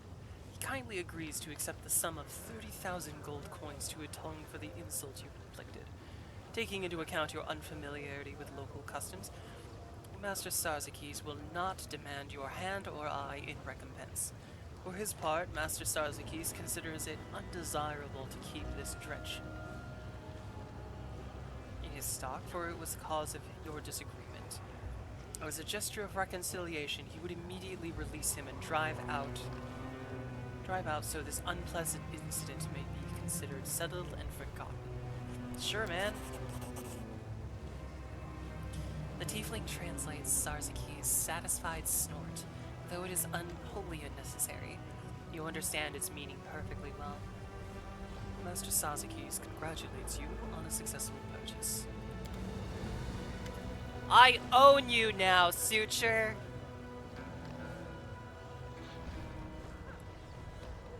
Not the queen, the queens.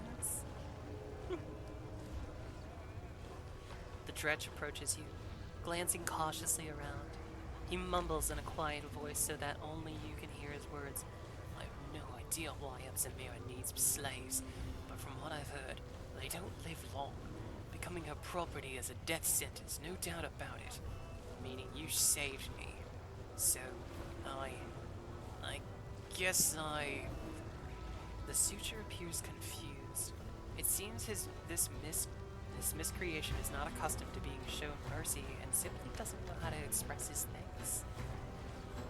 How were you captured? No, I've been wandering the lower city, searching for something. Never mind you that. I mean, that's not what I mean to say. It's a personal matter. That's the right way to put it.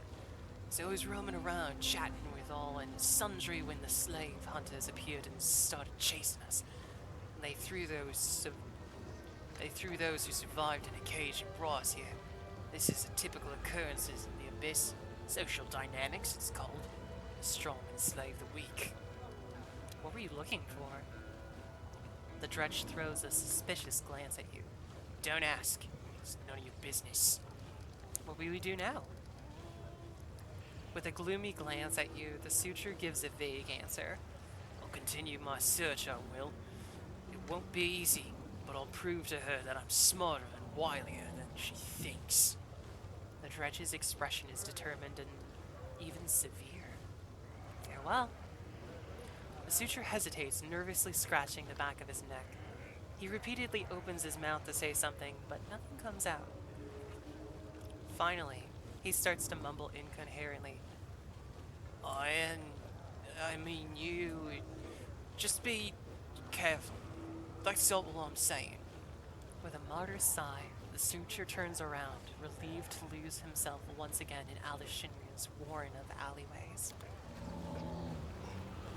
Bitch didn't even give me something! How much gold do I have left? Oh, I still have a lot of gold.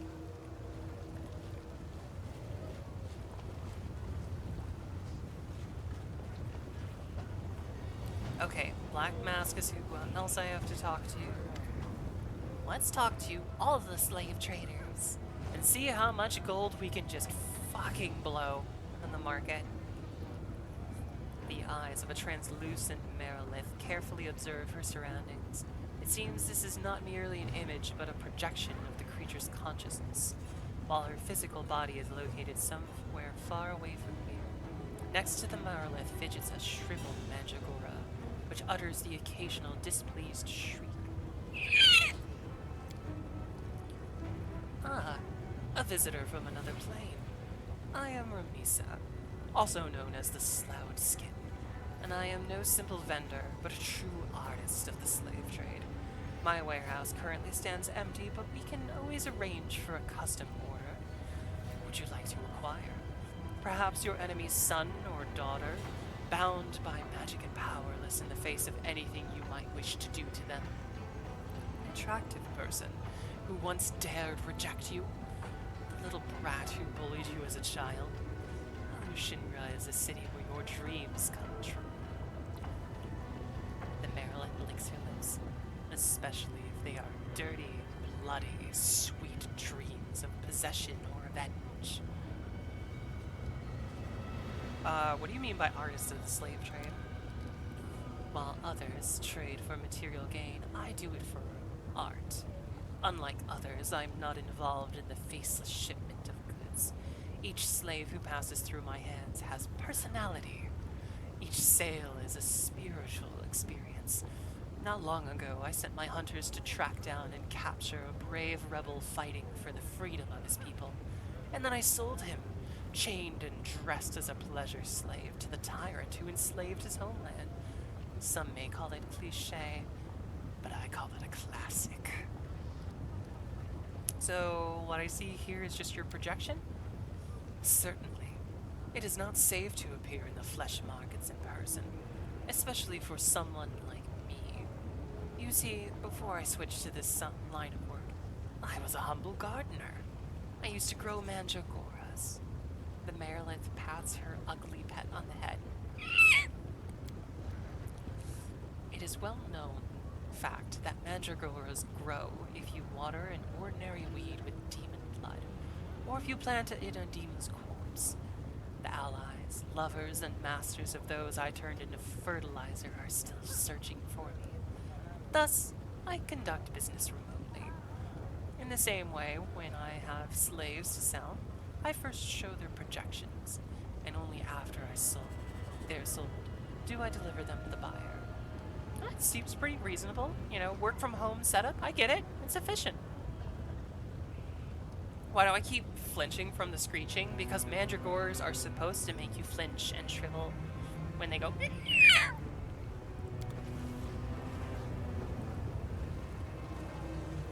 I swear I'm not doing that because I find it fun, but because it's accurate.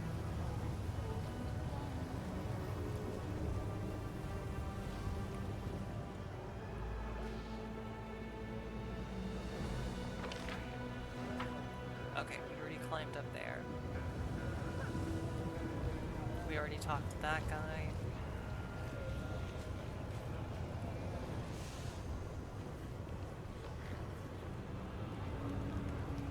Trying to see how many more. God damn it, there are so many slave traders here.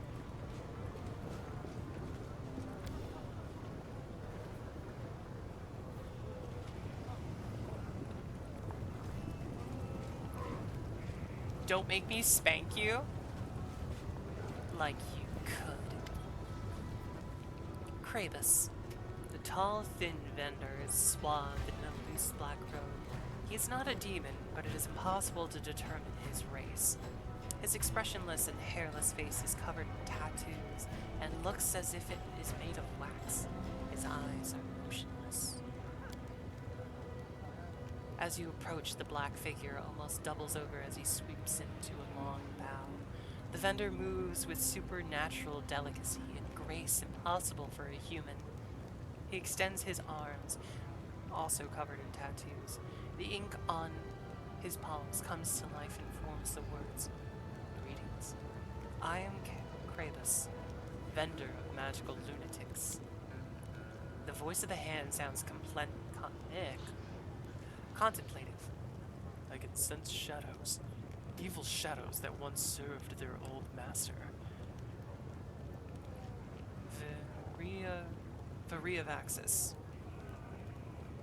Variavaxis, whom I fought valiantly but had not the strength to defeat. No Beware this one, champion, for he is linked to powers both formidable and cunning. Something inside you awakens and casts a fiery glance at the slaver. You can see the darkness curling under the thin layers of his skin, or rather shadow resembling darkness, a demon woven of shadows.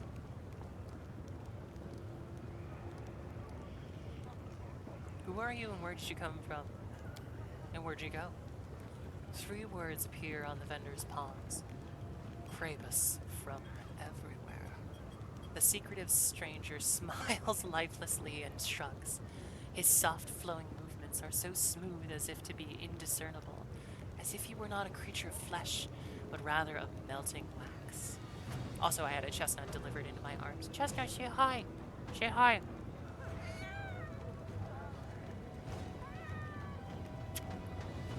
Such a good girl. Yes. Go shake your head at me. Yes. Good girl. Okay.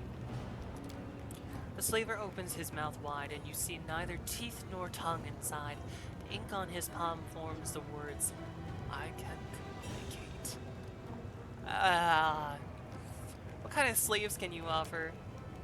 With a slight nod, Kravis points at the group of slaves standing nearby. All of them are completely motionless, their backs unnaturally straight. That reminds me, no shrimp.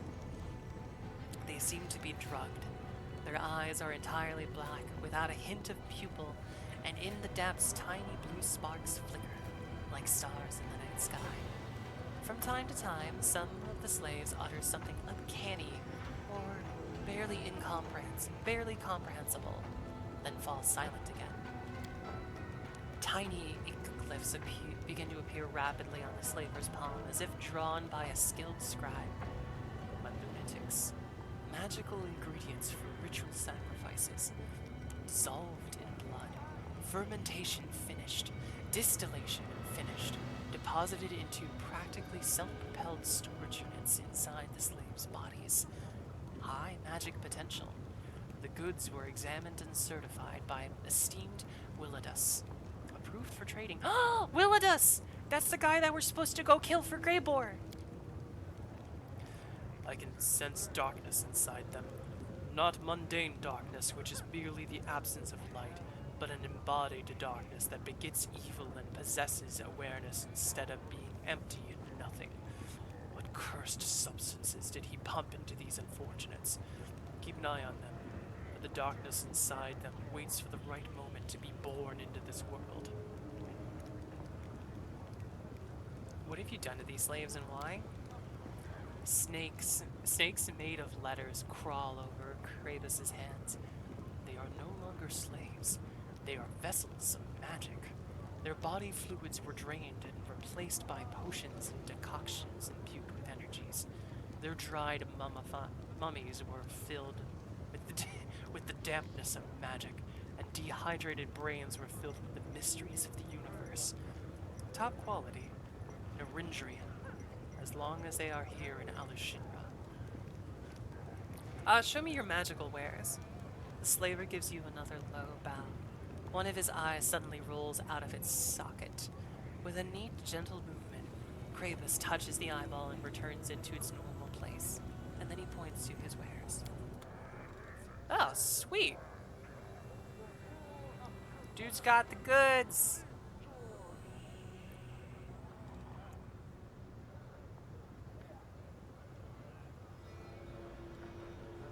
Ring of imminent demise. Huh. Boots of arcane persistence.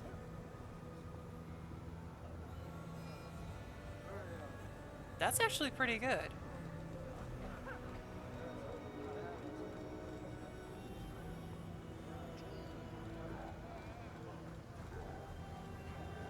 Quicken. Oh, he's got a lot of wands.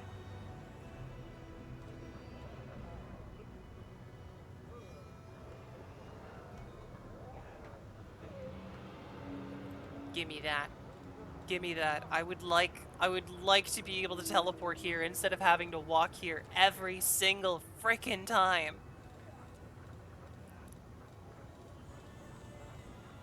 Oh my god, this is extensive. What the fuck?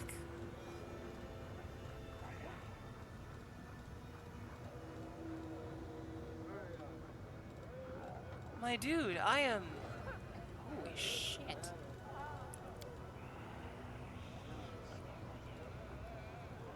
$56,000. Want to take that. What can I sell you? Get rid of that. Get rid of that.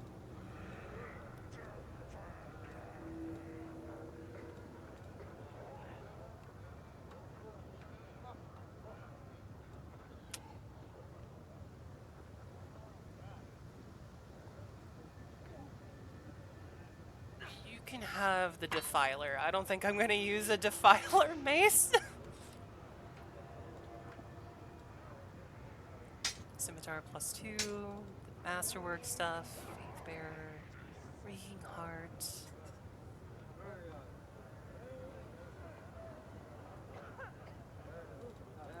Are you looking at the mention of the Defiler? Really? Really, Lily? Such a naughty girl. I should have known better.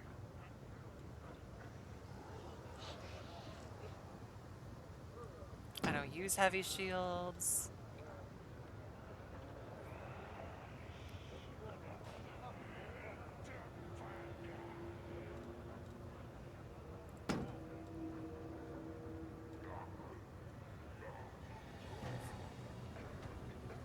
Mithril breastplate. Should be able to sell both of those. Did I say you're annoying? No. I did not say you're annoying.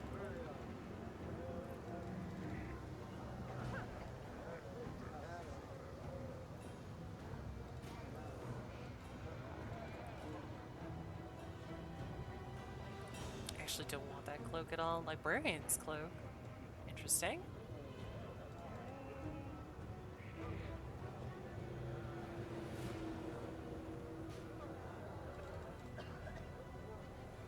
This might be good if I put it on Ember. I don't remember what else she has right now. I'm trying to get my gold stores back up. I wouldn't mind having a Defiler.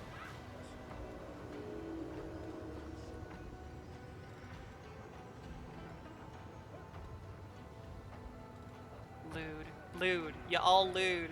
You all lewd. All of y'all.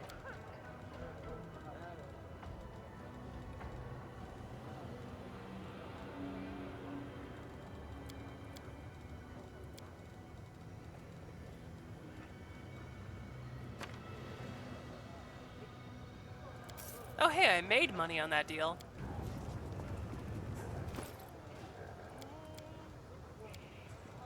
What am I using right now? Ah, yes. Okay, good. No, I like that.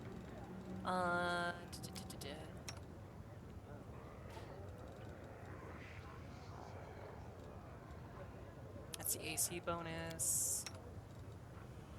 Initiative.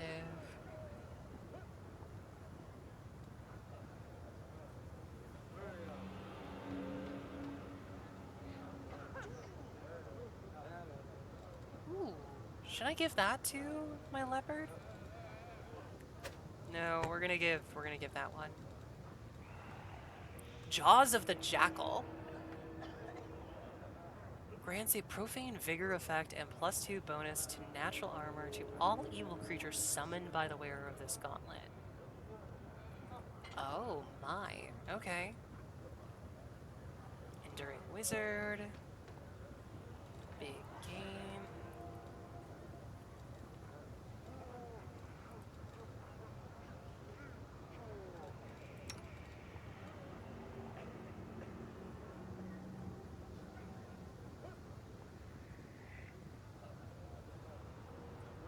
Oh.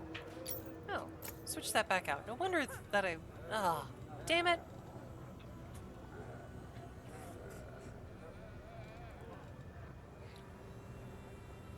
Grants his wearer +4 natural armor and enchantment bonus to armor class. In addition, +4 bonus on reflex, fortitude,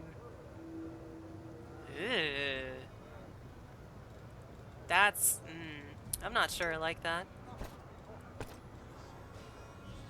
Okay, persistence. What gloves do we have on right now?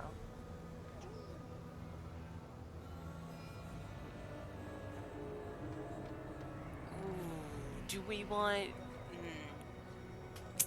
No, we're gonna keep those gloves on her.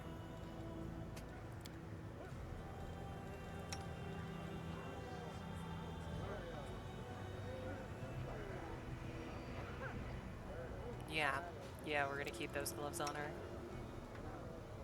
Sweet poison. Okay. Protection +3. Blonde, get tankier. Do it. Okay. What else was I planning on switching out? Sorry for the very quick respec. Carnage, yeah.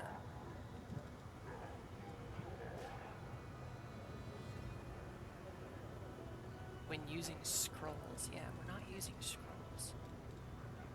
+3.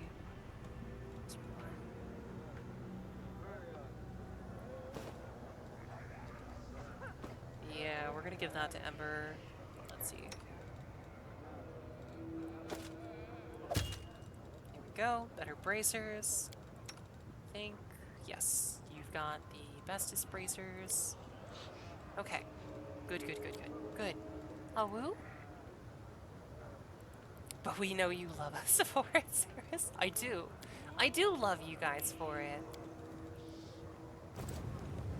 I love you all. I'll buy your lunatics. That's... Why do I want these? I don't think I want these. As it should be. I don't think I want those. I don't want that shit. Hey, Raggy. Raggy. The Cambion who gives you a smarmy bow looks like looks like he once tried to split in two, then changed his mind. His chest is twice as wide as it should be, and double pupils stared at you from each of his eyes. Every time this freakish creature opens his mouth, an impressive goiter swells on his neck. His voice has an unpleasant croaking quality, as if a giant toad has taken up residence in his throat. See, it says that, but now that I said Reggie, I'm just like, zoinks! Would you like to buy some fresh flesh? You can call me Raggy. I'm at your service, man. Who are you and what are you selling? Everybody calls me Raggy Man, and the name's just fine by me. I'm the top vendor here at the flesh markets, no matter what the others think. They sell expensive, classy goods, whereas I specialize in rabble and riff-raff, rut-row. My goods cost 10 times less than what the others are selling, but I have 100 times more clients than everyone else. Everybody needs a slave. Cheap, but maybe slightly defective, but still a slave. Like Scoob, this guy wants to buy some slaves. I'll even throw in some Scooby snacks when I give them to you. But big shots from the upper city prefer to do business with the others. But so what? The middle city feels so much better to me. It's like the filling of a sandwich, man. Saris, you're killing me. Good. Reggie raises his voice for the last part. You notice that the demon standing nearby casts cautious glances at the insolent, grinning Cambion. It seems to be a shabby specimen has some authority here after all. Besides, I don't just sell live goods. I sell the stuff that used to belong to these poor fools as well. You can find some extremely valuable and interesting items among the loot taken during slave raids. Reggie, where are my wristicles? Shut up, Scoo. I needed to fix you in order to make you a sellable slave.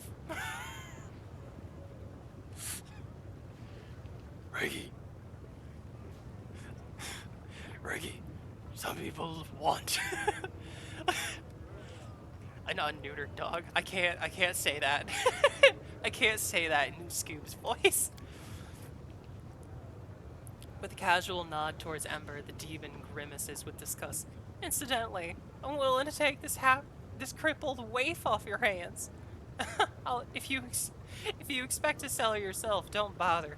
No one will buy such a puny thing. But I can add her to my lot of Galarian slaves. She'll make quite the snack. Like Zoink Scoop when they said fixins. I thought they meant fixins on a sandwich. You are mistaken. I'm not for sale. Greyboar's voice holds its usual politeness, but his eyes flare with ice-cold anger. Demon, if I hear another word from you about this girl, tomorrow you'll be selling your own brains by the ounce.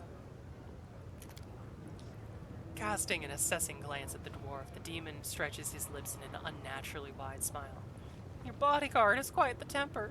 You might wish to tame his tongue, or next time he'll mouth off to someone less restrained, and you'll be the one to pay for the mistake. Show me your slaves. I can offer you a shipment of Galarian slaves. They certainly ain't in the best shape.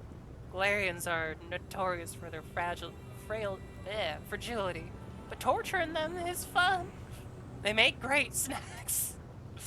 As Raggy grins, you spot at least 2 rows of needle-sharp teeth in his mouth. Oh, he does! He totally does snack on them. The Galarian slaves are clad in torn rags, their bodies emaciated. Many have wounds and cuts. Their blank indifference to everything happening around them suggests these unfortunates lost any hope of escape long ago. Sela looks at the slaves with pain in her eyes. Oh, you poor souls. What have they done to you? It's over now. We'll help you. Where are you from? We come from all over, my Lady Paladin. Most of us were captured back in Canabras. As for me, I got caught on my way to Nerosium. I was going to leave. I was on leave, going to visit my family. Wow, that's quite a journey you've had. But you will get to Nerosium and see your family once again. I swear on my life. You hear me? Hold tight and tell the others not to lose heart. Sela turns to you and says gravely, we must get them out of here at all costs. We can't abandon them on their own. If we did, we'd be worse than scum. Maruchalet's presence causes a rumble of discontent among the slaves. She flinches under their angry and hateful gazes. She opens her mouth to say something, but fails to find the right words. Sadly, just lowers her eyes. Winged bitch! What are you looking at? Sociel addressed the slave in a soft but resolute manner. Brother, you should not insult her.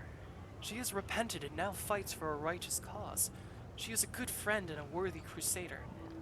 I swear to you in Shaylin's name. The cleric's words were followed by an embarrassed, confused grumbling among the slaves. Succubus's eyes turn to Sociel. They are full of relief and sincere gratitude. A shy smile appears on her lips. Seeing the moment and deftly spitting at the mephit in the cage, Raggy nods at him. If you wish, you can also purchase this little blighter. It won't be of much use, but you can entertain yourself for some time torturing him. He's sharp-tongued and quite resilient. I guarantee you'll spend several interesting and pleasant evenings killing this little freak. Chuckling, Raggy watches as the mephit wipes the spit from his face and mutters curses under his breath. The mephit's voice is angry but tinged with respect. Praise for Oma! Oma! You're such a good girl. You've been trying so hard, and you've been going through a lot. And I am proud of you every day that you keep going on, that you keep working, and you keep doing your best. Because you are a wonderful friend and a great girl. And I am so looking forward to continuing to play with you. Good Oma. I'll buy the Galarian slaves. The double pupils flicker with greed. After feigning indecision, Raggy finally states, 15,000 gold coins. I won't accept anything less. I can get 15,000 selling those wretches as meat. for them to slice up and put on their sandwiches. Except, Raggy looks at one of the slaves who can barely stand. With a subtle motion, he throws a spell that slits the unfortunate's throat, as if he used a serrated knife. Raggy spits in disgust at the body on the ground. He doesn't even bother to wipe the splashes of blood from his face. That one was completely defective. It'd be a shame to offer it to a respectable buyer. The heavy silence of the hand of the inheritor is almost palpable. It fills the air like the calm before the storm. Then the angel's voice explodes in your head, roaring and furious like a battle horn. He killed him like an animal. Oh heaven, I knew I was descending into the depths of evil, but there must be a limit. There must be a limit to it all. If not today, then someday, I will descend into this den of sin to punish the murderers and save the victims. I mean, we're just gonna pay him, dude. Relax. The slaves look at you with hope. They are drained, but not yet broken. One captive, who looks even worse than his peers, almost falls, but his friends prop him up with their shoulders. One of the slaves, a scrawny young man with a crippled leg and hungry, wolfish face, slowly gets down on one knee before you. May the gods bless you, my lady. They've sent you to help us. Pray for you as long as we live. Regal doesn't raise his voice, but it acquires a steely edge of a commander addressing their troops. Who is the leader of the group? Are there any among you who have served in the military? A young man salutes with the painful pride of a defeated, but as yet unbroken soldier. Corporal Gort? Grotberg of the Vanguard and Scouts reporting for duty, sir. The young man throws a sharp look at his comrades, and they seem to immediately change. Their backs become ramrod, straight, and the bleak submission in their eyes is replaced by the familiar soldierly tendency that seems to say, "Screw you." As you were, I can see that you've been through a great deal, but the reinforcements are finally here, and you can proceed under the commander's lead. Regal salutes the free soldiers, swift and abrupt, like a saber strike.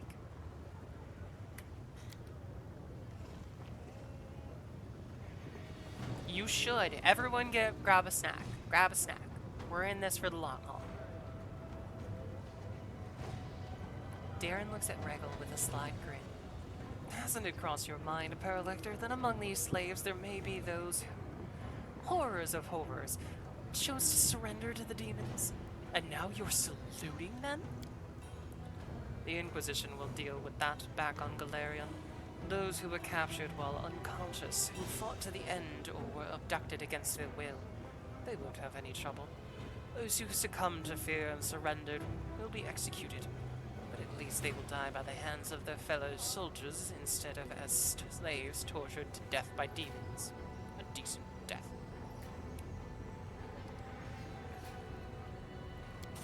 Go to my camp! We're building up a slave den! Iomate, bless you. Thank you for standing up for us. We'll never forget your kindness. The ragged slaves huddle in a tight group and hurry towards the exit. They are frightened and tired, but you can see a glimmer of hope and defiance in their eyes. You did everything you did as true. Sarah's gonna need to take a break right after this.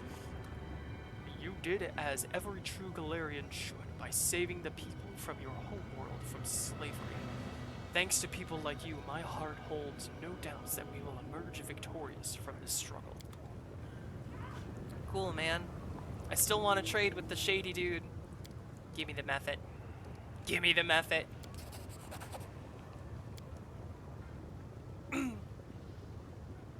I have been going for over 2 hours. I know. I'm going to take a break as soon as I finish shopping with this guy. The Mephit climbs out of the cage, then gazes at you with its mean, round eyes.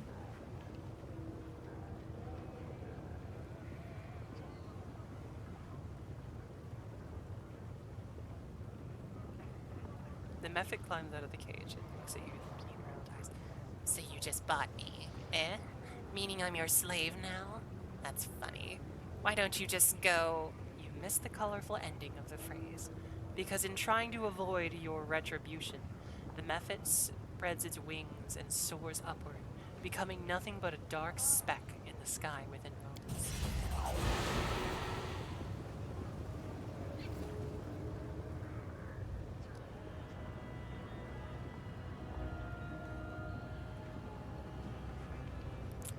Ah! Raggy laughs naturally. How awkward! You should have grabbed him as soon as he was out. Here, take this as a consolation prize. This is a ring of Narantrian courage. Extremely valuable item. All the best gladiators wear these. With a wicked gleam in his eyes, Raggy bares his sharp teeth in an insolent leer. Oh, we're gonna intimidate the fuck out of this dude. You knew that was gonna happen. Give me back my fucking money. Hey, relax. It was just a prank, bro. Just a prank. I'm just teasing you a little. Here, have your gold back. Everything fine now? Friends? The demon hastily hands back your gold. His tense grin tells you that the two of you are most certainly not friends. Show me the spoils you've looted. What do you have?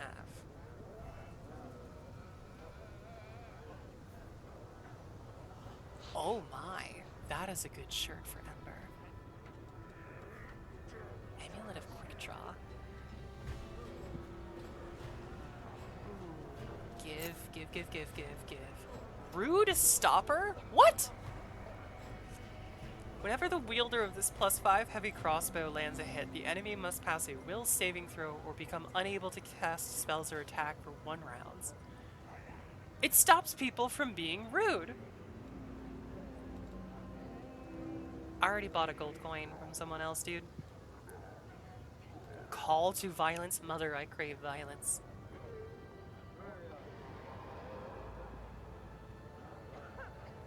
I don't use rage though, so damn.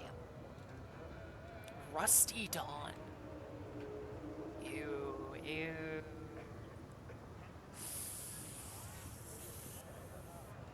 No, I'm good.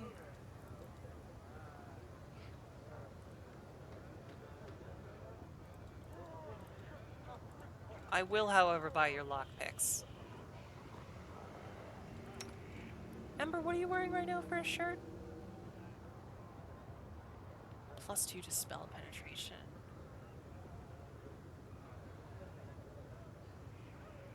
No, that's what I want for you. I'm good on that. Alright. Amulet of Quick Draw. Oh, but if... Oh... No. But if I give this to one of them, then they won't have half the pair. Oh, fuck.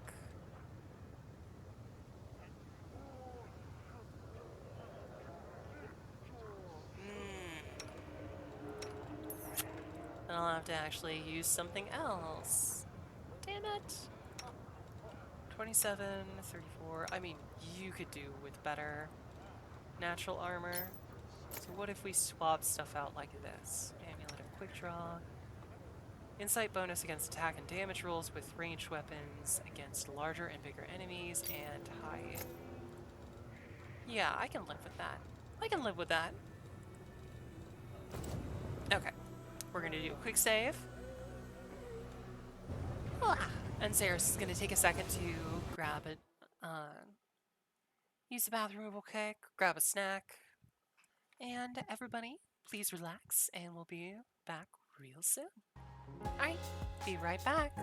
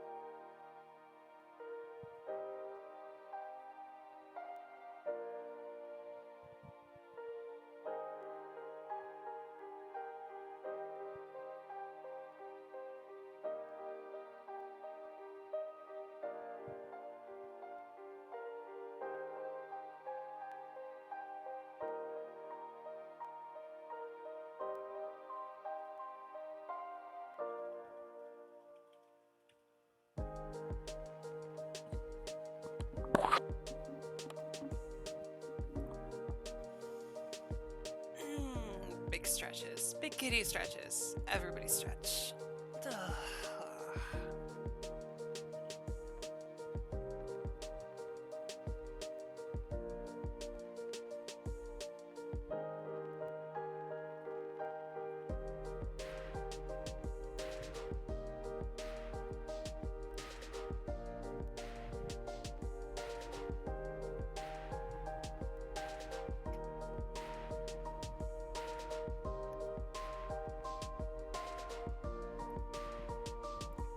Let's see.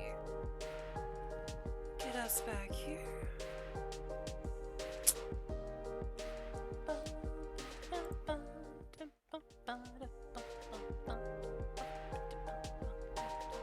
Thank you, Chill Tunes. Okay, we are back. We're back, and Saris is halfway through her cup of coffee. I need more hydration with caffeine. Alright, so we talked to Raggy. Is this just a generic slave trader? Nah. That's not Yeah, far. he is. Okay. I think the last one we have to talk to here is Black Mask. The one who potentially, like, worked with Social's brother?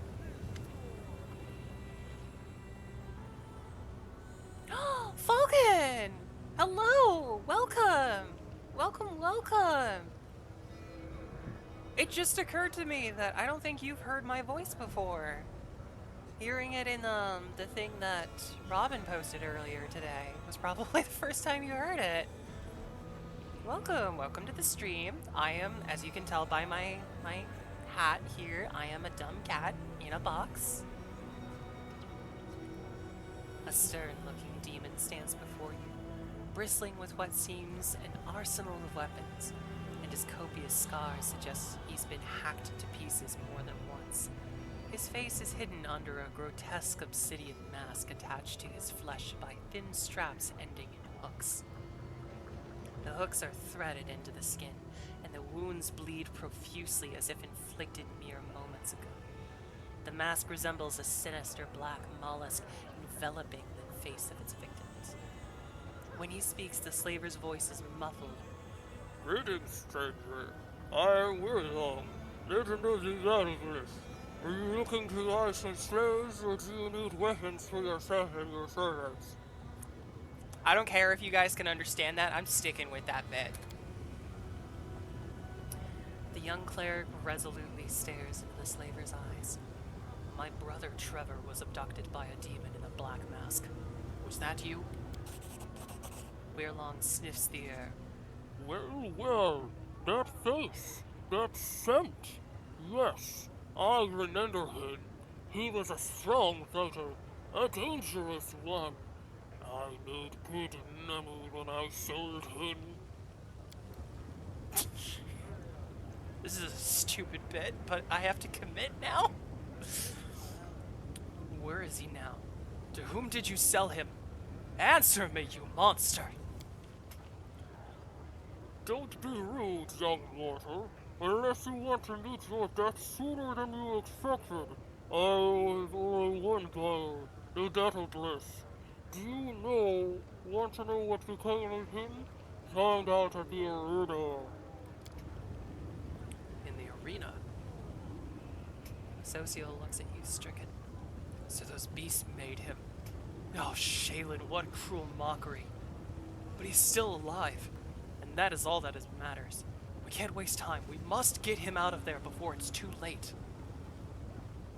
I'm home from the in-laws, so here I am. Nice. I hope you did have a good trip with your family, Falcon.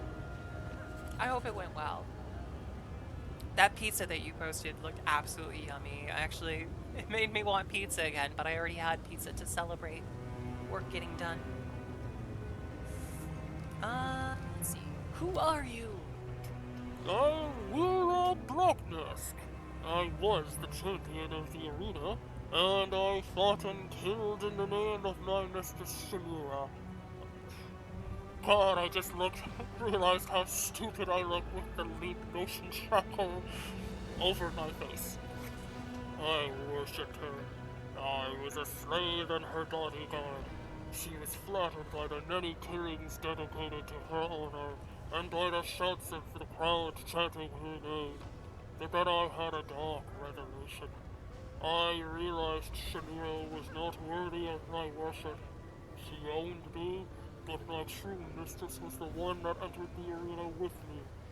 Her hand in mine. Death. So I dedicated my next victim to her, instead of Shanira.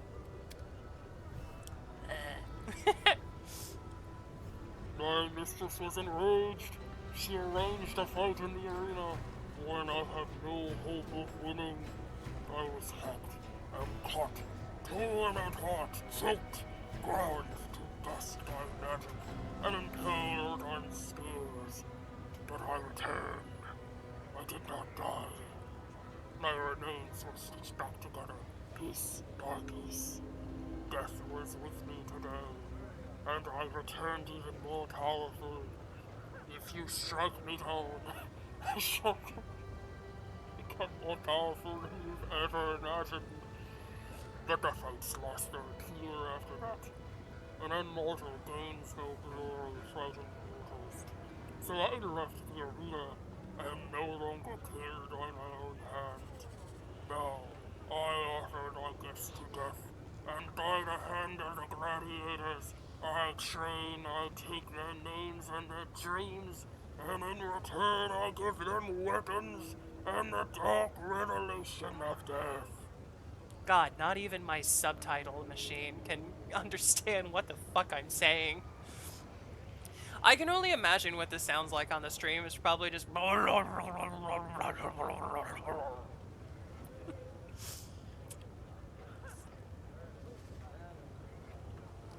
It's moments like this I have to stop and ask myself, why are you all here? Why do you watch the series?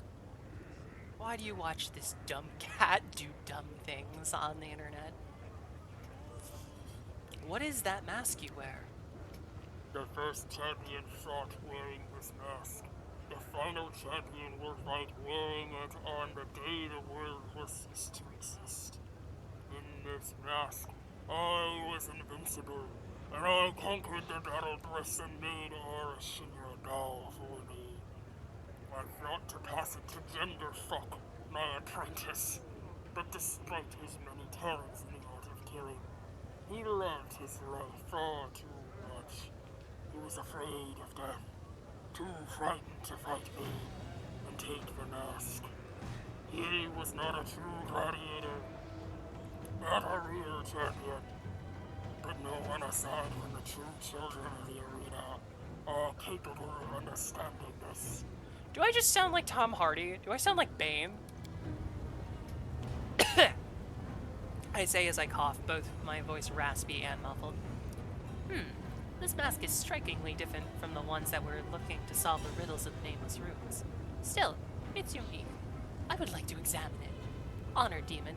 Hand it over immediately for experiment. I promise to try not to break it. No! Please? No! I'll mention your name in my encyclopedia. Overnight and bloody. Nenio turns to look at you. Expectation in her eyes.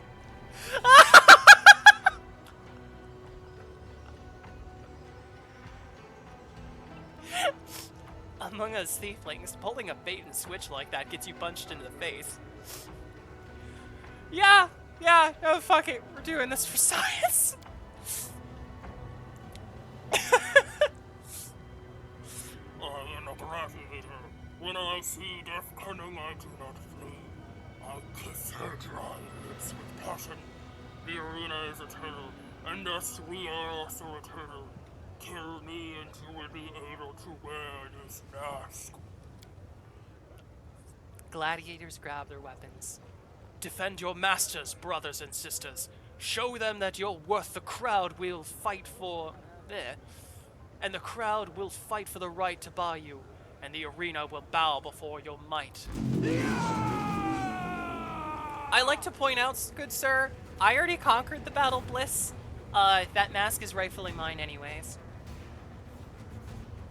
Let's see. What do you got going on? Displacement? Fucking hate you. and your goddamn concealment.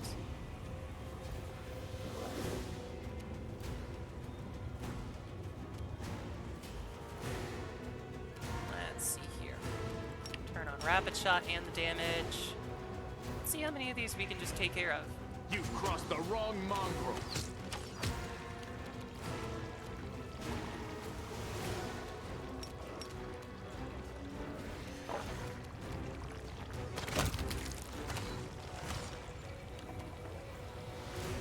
Darren.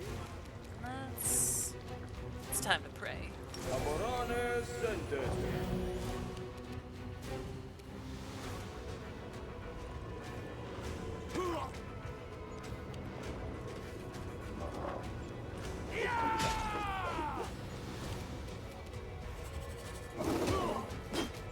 Knock him down. Oh, Vulcan has joined the fortress. Welcome, Vulcan. Thank you for the follow. Thank you for enjoying this silly kitty.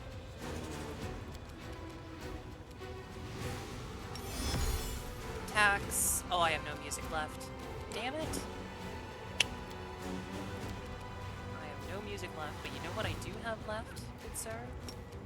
It's your voice. Oh, hell yes. Oh, you're not so tough without your displacement. Ow. Did you just throw a stinky bomb at me? This motherfucker became the champion of the arena by throwing stink bombs? Excuse me, sir. Die.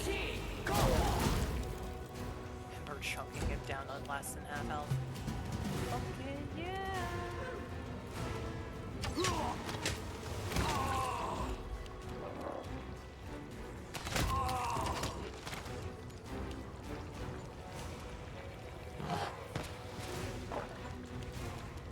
Come on, Bismuth.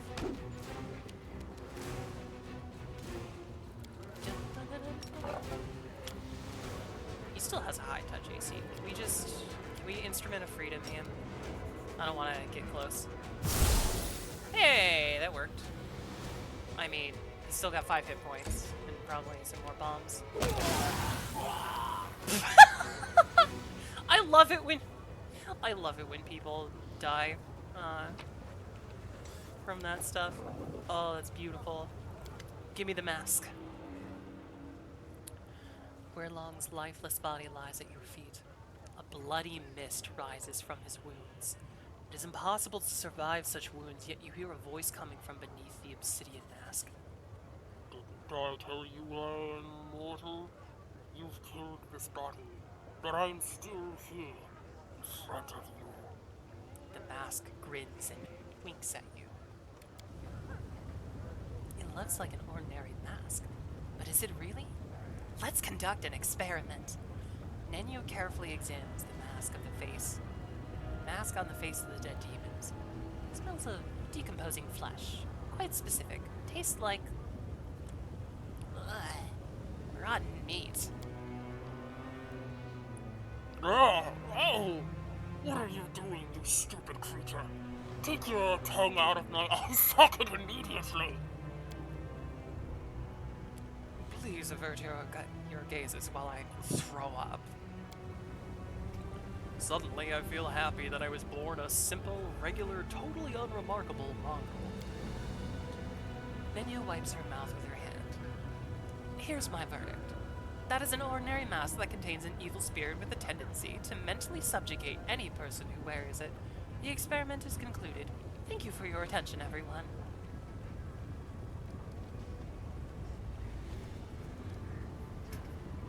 Are you a mask? A living mask? So it was you talking this whole time? I am the first champion of the Battle Bliss, the great warrior and necromancer Long. No one could say how many victories I won, because they stopped keeping count. Not that they could count that high in the first place, but I was belligerent and bloodthirsty, and I guess impressed death herself. So when my luck turned away from me and my life was bleeding out in the arena, death gave me a gift. She placed my spirit in this mask. So under different names, I have claimed the champion's title again and again.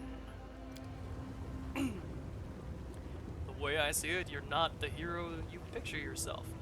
You're just a coward who was afraid to die. No, I don't have any of the fun paths for this. Is this your body? Of course not. My mortal remains have long since turned to dust and black sludge. This body once belonged to one of my followers. A couple of decades ago, the gladiator wearing my mask perished, and I took his body. My magic has kept the flesh in good condition all these years. Sadly, you've destroyed this body beyond repair, and I must now find a new vessel. Can I punch the mask? Let's punch the mask for science. Your punch leaves the smooth surface of the mask unscathed. Foolish. Do you really think you're stronger than death? She protects me, and you cannot overpower her. Alright, how much just take you? The black stone clings to Weirlong's flesh as if they were one. It is impossible to tear the mask off his body. A malevolent chuckle comes from underneath the mask.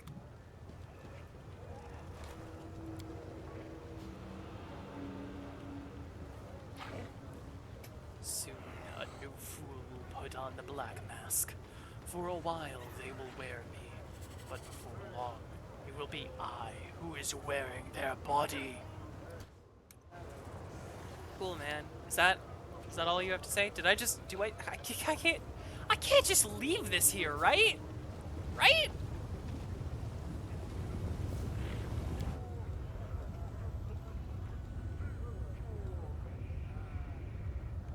The art of making friends? Excuse me?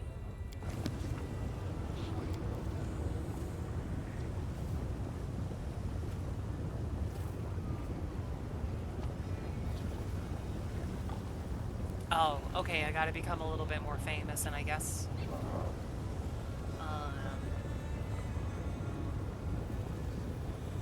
be welcome to the Harem of Ardent Dreams? Okay, well we're going to the Battle Bliss, because we need to go check up apparently on Trevor, Social's brother. He has such a normal name, like, for everybody in this campaign. Trevor. Ah yes, we have Lan, Wenduar, Viola, Sela, Ember, Arushale, and Trevor.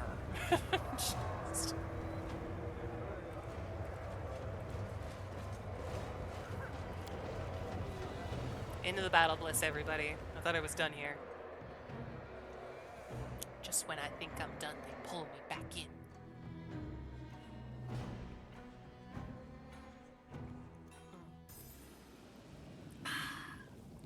In due time. Hey, Zeklik. We're friends, right? I'm looking for one particular slave. I suspected he passed through the hands of a slaver wearing a black mask. You've come to the right place. Tell me more about the slave you're looking for. The tiefling listens to your description and then nods. You're in luck. The gladiator you're looking for is still alive. He's even earned a place in the Narandrian League. Call him the Dire One. Wait!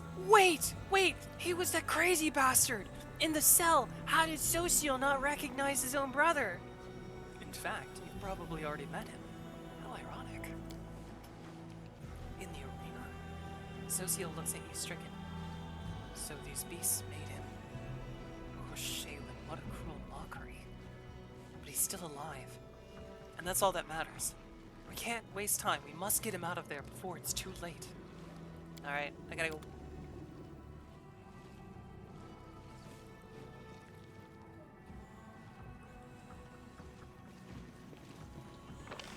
How do I...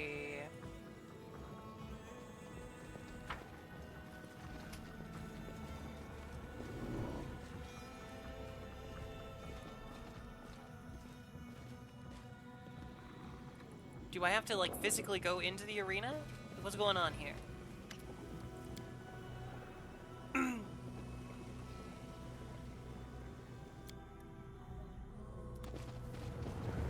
Do I have to fight in the arena in order to go to the back room? Who the hell are you? A big, meaty giant, apparently, with fast healing. Alright. Does this look like the Titans from, like, Attack on Titan to anyone else? Like, I have barely engaged with that as a piece of media. Yeah, I'm glad it's not just me. Oh, skip the pleasantries.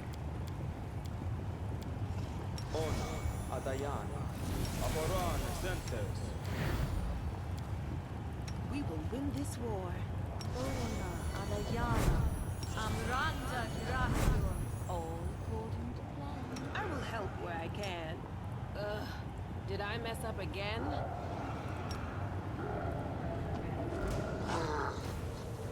Also, I've barely engaged with it. It's too grimdark for my taste. So I can't watch Attack on Titan because I caught one of my former roommates like reading the manga, and they were on a page where they were literally feeding a guy his own shit, and I was like, yeah, no, okay, I don't think I'm engaging with this at all.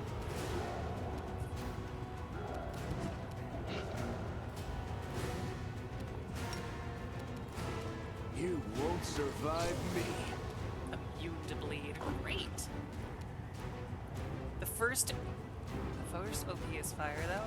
Like, I thought the concept was kind of interesting. I will resist. But it just, I don't know, man. It sounded like it got pretty weird. Some people have talked about how it like feeds fascist discourse, and I just don't know what to think about it.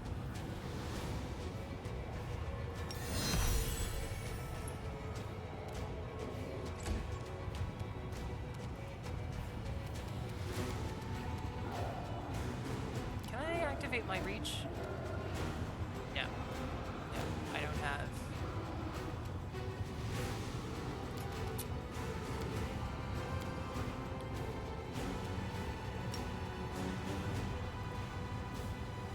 Nope, okay. Ember, just wait. Let's see. Sure, shake his bones. Oh, I can't. He's undead. You can't shake the bones of the undead. They don't care when their bones are shaken. Oh, cool. Lightning portent actually worked.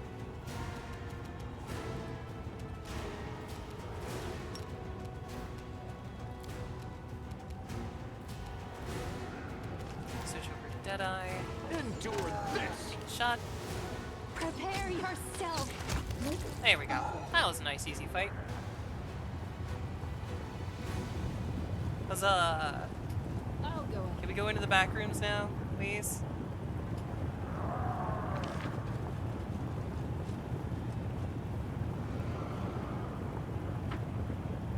Zaklek. Zaklek.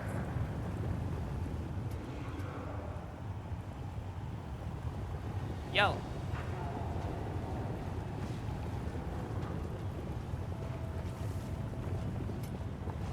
That's not Zaklek. Come on. What in the world would you have me do here? What do you want? What do you want from me? How do I get back there?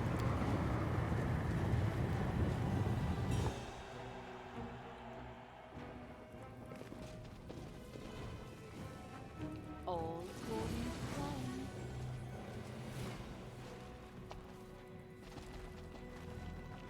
I can't get back there. I can't get back there anymore. What the hell? I'll go ahead. Like there's no guards, but the doors are still shut. Excuse me? Excuse me?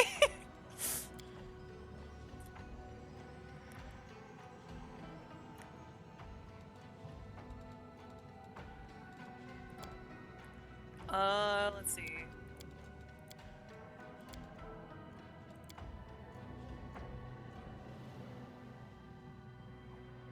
If one is brave enough to step into the ring, What do you mean? What do you mean?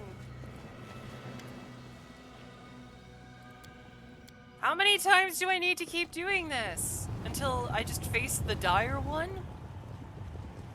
This is the same fucking guy! This is the same fucking guy! No, screw this. As it should be. Oh my god, I can't leave. Oh my god, I cannot leave. Ah! Doubt Line. is the heart's greatest challenge.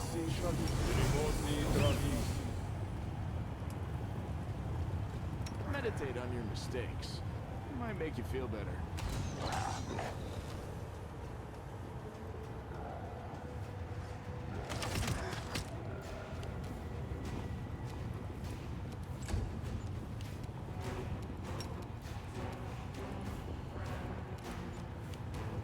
Out of my sight!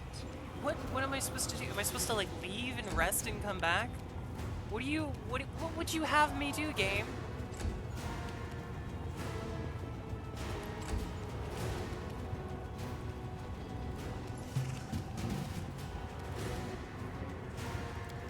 I always forgot what this is.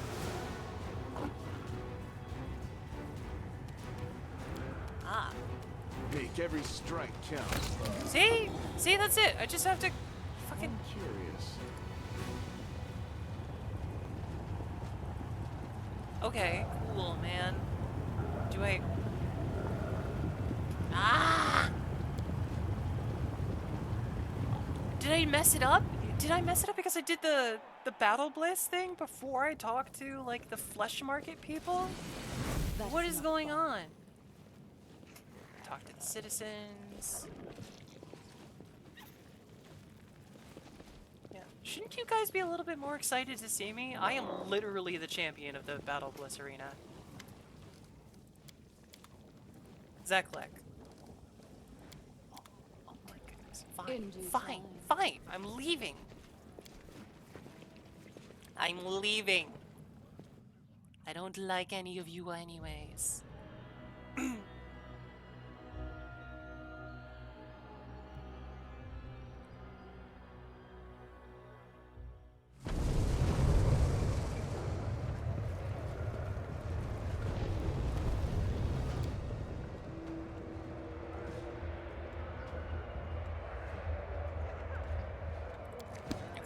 Back to the Nexus. Let's go take a rest real quick, replenish all of our stuff, say hi to all of our new slaves.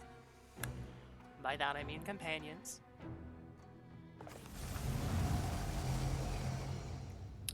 We have liberated all of them. All Alright. according Hand to of the plan. Inheritor, do you have anything to say to me? Like, we found...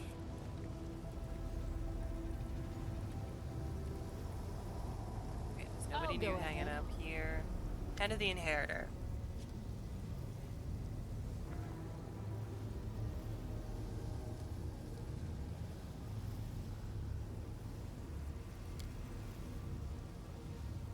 My trust in you is as strong as the days we first met. Stronger even. Your deeds prove it no coincidence.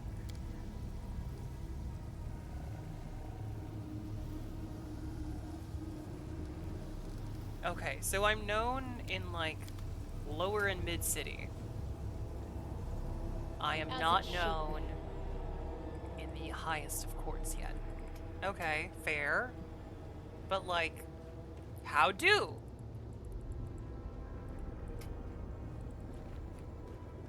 Reggie, and Wendy, stay away from the fucking Asimar, lady. We will never forget how you saved us. You're a true heroine and arbiter of mercy, sent to us by Radiant Serenade herself. You better not be talking about Wendy Wog there. She is a monster. Hey, Axel. That is not well. Okay, this dude's gonna name his daughter after us. Cool, cool. Is there anybody else down here? Keep trying to look for ways to, like, move the story forward.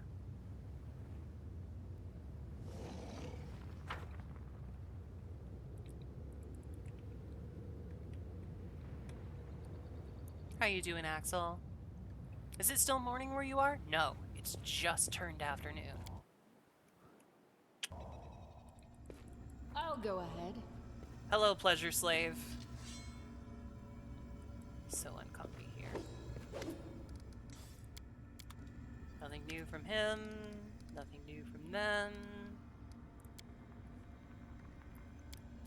Okay. I actually don't want to buy anything from you, Woljif. I want to sell shit. I'm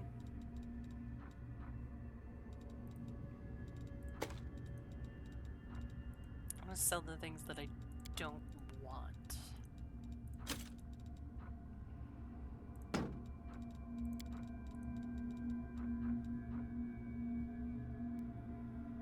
Whenever the wearer of this ring is being attacked with a ranged weapon, they gain a +2.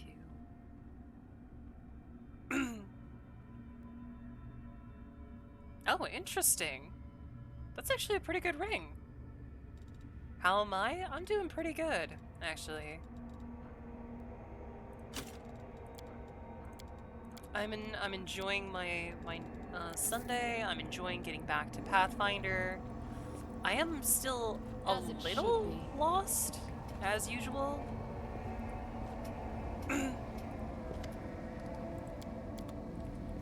Just trying to find the exact route the game wants me to take for certain things. Not far.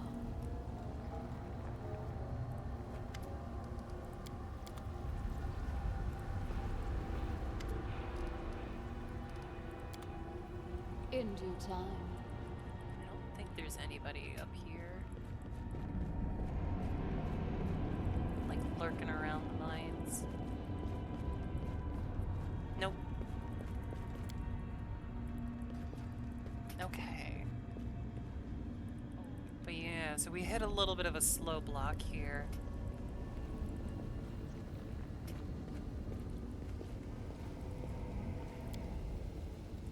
We're gonna have the party rest, and then we'll look at our journal and see where else we can go. Here comes Count Arenday, now intimately familiar with all of the lights of life on the march. Well, Count, how are you finding answering nature's call in the bushes? It's a matter of decree, my scaled friend. I feel quite well disposed towards the bushes. But when they are not trying to eat me, that is. Be not afraid of bushes.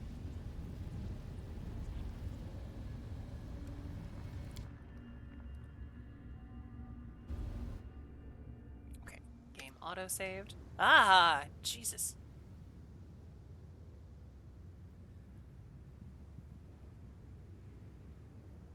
Okay, let's see.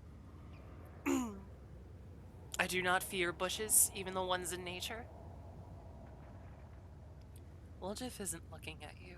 His tail twitches nervously from side to side.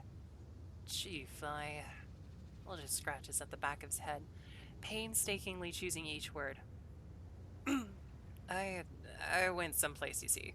To an abandoned mansion. It's in the upper city, not far from Deciculus Palace. You can't miss it. What do you mean? You went to an abandoned mansion? Well, I walked. Used my feet, you know? That's how people walk. Well, just shifts his feet back and forth like he's dancing on hot coals. I woke you up. We're not complete strangers, you know? I need this, Chief. I've been thinking a lot here.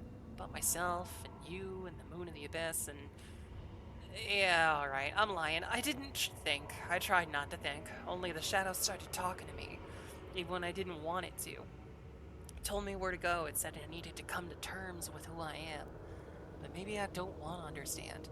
Maybe I'm better off being kept in the dark. Woljif takes a small breath. I already know who I am. I'm a poor thiefling and a loser. Born at the wrong time in the wrong place to the wrong people. But I want to be stronger, you know? I'm used to this, to the moon of the abyss, and if it can give me even more, I'll take it. Otherwise, this VOD will keep bothering me till the end of my days, and everyone will keep kicking me around. I know I'm kinda in your gang, I mean, party, and that helps things. But I can't keep going like this forever, you know? Everything's gonna fall apart someday, and the party will fall apart too. I need this power.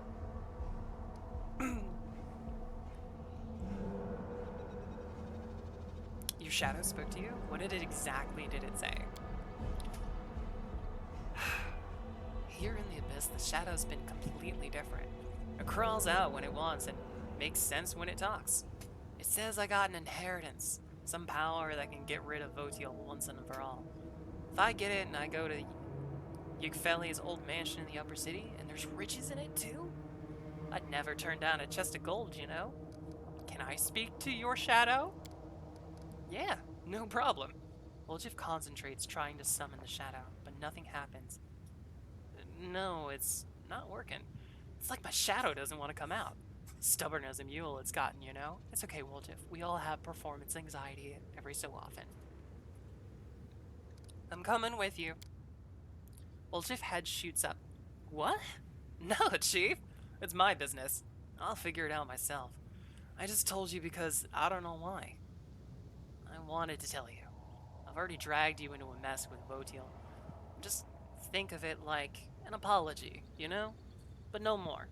If you want to come congratulate me once I've got the power, you should come. But I'll do it myself.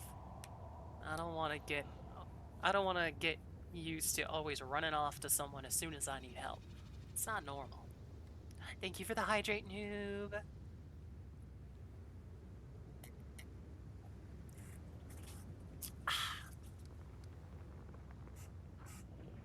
Oh yeah. Friends don't abandon each other, Woljif. Friends. Oh, come on.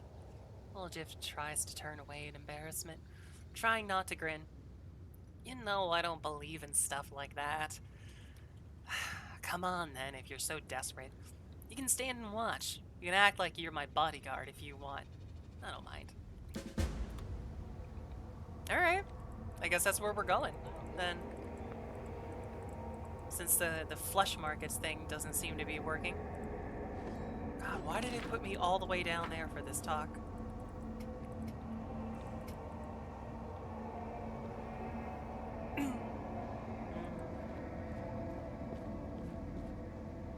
Oh, woo! Ow! Hey, Nico. I will be getting to our messages. I promise. I promise.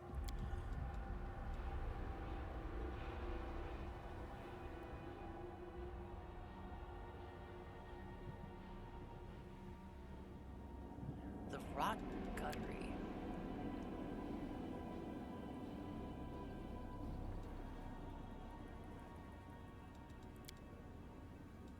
Okay. That one's good. Walking on corpses.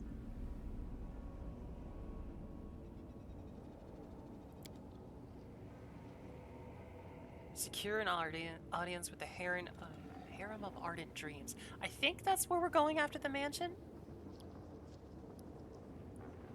I've just replied you didn't. I'm just relieved you didn't reply with "What the fuck are you trying to say, you goober?" I'm very out of practice. No, your writing's really good.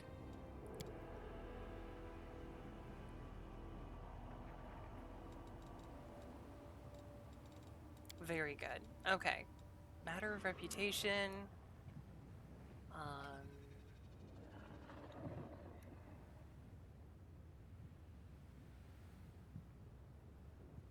House of Wicked Knowledge. Okay, so we have like a lot of places to visit in the upper city. Hey, hey Sato. I almost said hey Saris, and I was like, wait, no, that's me.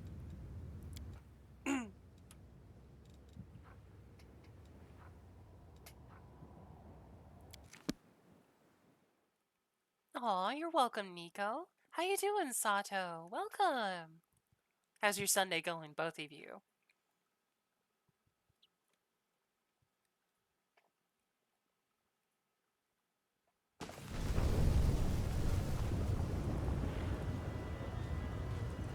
I see the obsidian mask is still sitting there.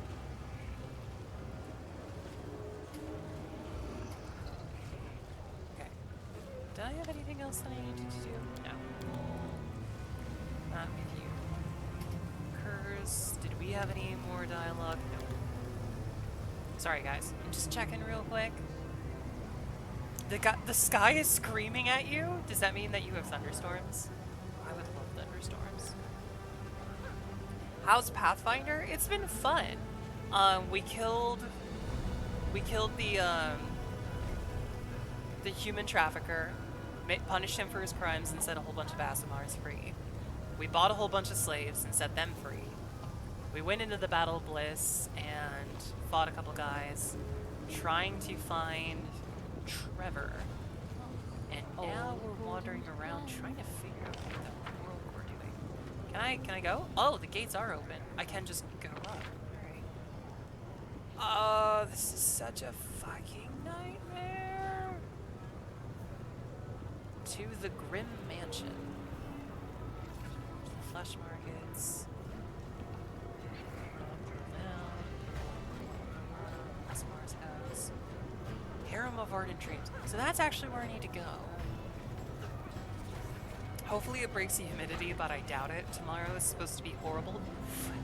Yeah, that's the problem. If you don't have like some good cool air behind it, you don't clear out the humidity and you actually end up just doing moisture recycling because it'll all rain out, it'll get the surface nice and wet, and it can just actually just soak there and then fuel more thunderstorms later. Moisture recycling is fun.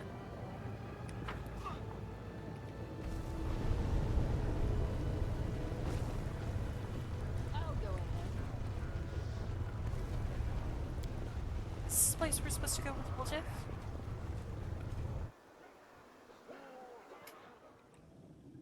Oh, well, we haven't been here before, so time to take all their cheese. I sense something.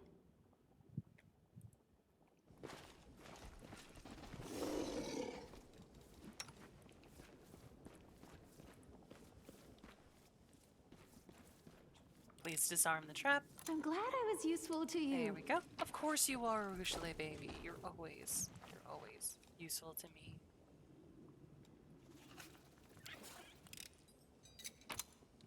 Ah!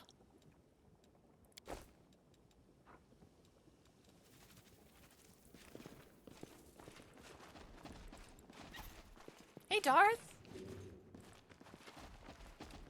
As it should be. Okay, well that was nothing but a nice little thing. Okay, let's see.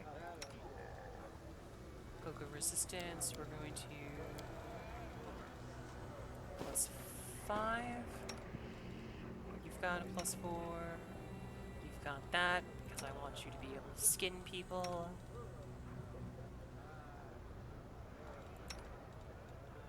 Let's give Rushale a +4. Darren, we're actually just gonna switch out that. As much as I think the flaming thing is cool, I don't think it's actually useful to me.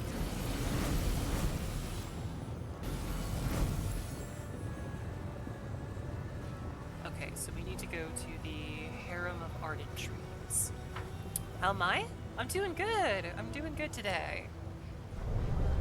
I want you to be able to skin people. What a welcome back.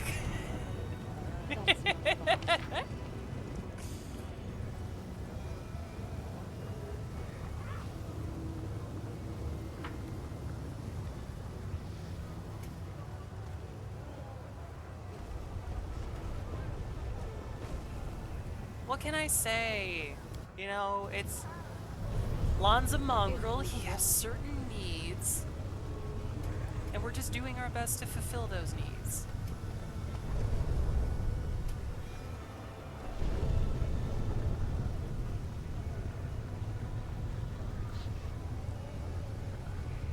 Glad I'm good? Yes. Yes, very good.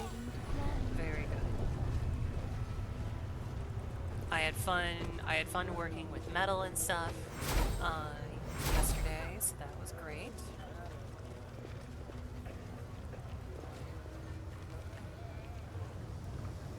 I'll go ahead. Let's see.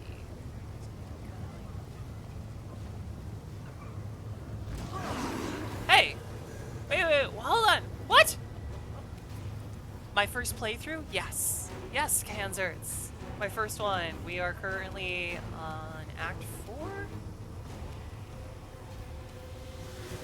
Oh, god damn it. Oh, no, no, no, no, no, no, no.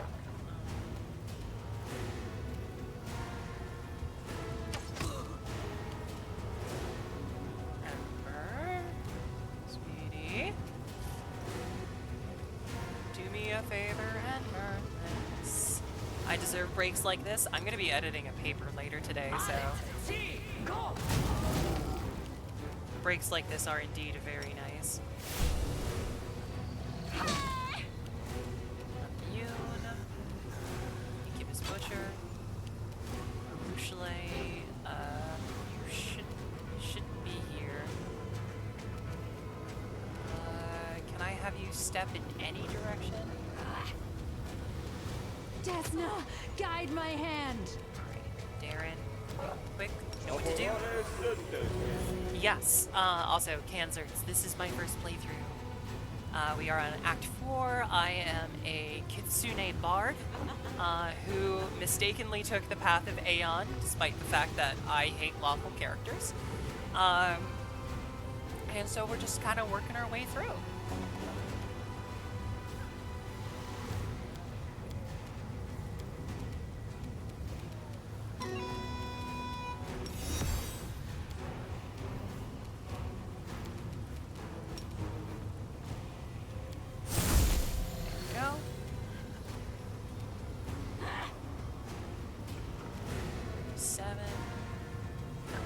The guy that's like inside you, isn't it?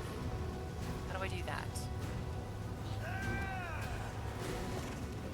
There we go. There we go. I guess the question is, are you staying true to Aeon, or are you going to rebel? I am staying as true as I have to in order to advance the story. It's actually pretty funny. If you go back and watch some of my older ones, I soft-locked myself at the entrance to the Midnight Fane because I didn't do any of the Aeon quests. Because I couldn't. Because I didn't take the oath. And I wasn't lawful.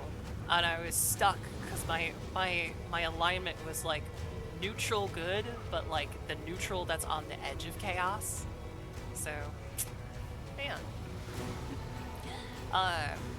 So I actually had to use a mod to change my alignment to progress the game forward. It was fun. You Praise crossed the wrong monk. Sato! Sato, you are such a wonderful friend. I was not able to catch like your stream last night in person, but I saw over out Fax's shoulders earlier. Sounds like a Zato would fit me best. Yeah. And the game you were playing looked really funny. I watched the part where the guy had his stilts ripped away, and it was actually hilarious. I love watching your streams. You are such a great... Oh. You are such a great friend and a good streamer, and I'm always happy to hang out with you. Your stream for Rando Mondays was incredibly helpful when I was really stressed earlier, like working on stuff. It was that just right, chill stream enough that I needed for like pleasant, friendly background noise, but not something that would like disrupt me from working. Seal Airlift. I forgot to turn Sealy on. We shall summon the Sealy.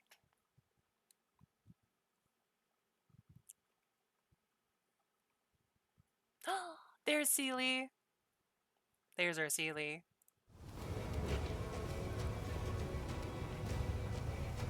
I love praising my friends. That's largely what it boils down to. I'm a huge like believer in friendship is magic, you know, all that cheesy stuff.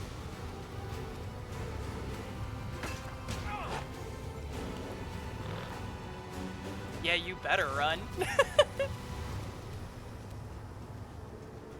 Make your peace. Wow! Cookie cookie?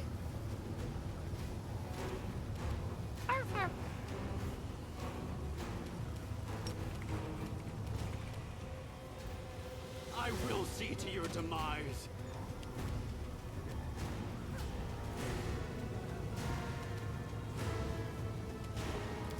see. These are swift to imbue that, and Let's try this one. stab this guy while he's down. Yep. Die via attack of opportunity. Yeah, good luck running away from my dinosaur, You man. won't survive me.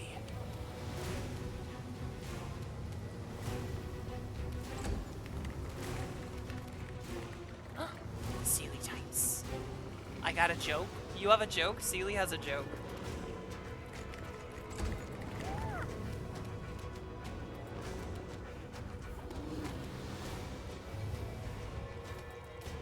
How many cookies does it take to get to the center of a cookie? I will resist.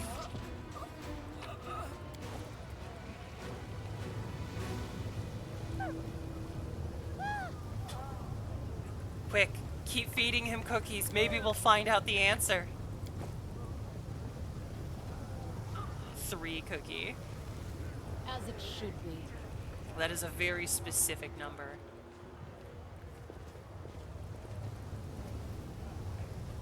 Portal down. Do I want the portal down? Where am I going? Oh, cookie, cookie. Have I been down there? I don't know that I've been down there. Hold on. Cookie monster, citizens. Oh, this is where it connects in there. Okay, yeah. Hey, Reno! Welcome! Welcome, welcome. The seal sure looks hungry. In due time. Alright, full armor. Full armor. I must protect my chest from you all.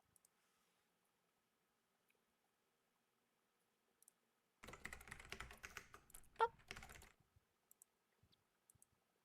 I saw it get fed cookies. Sealy's very excited for cookies. Can I go in? Oh. No, the honkers!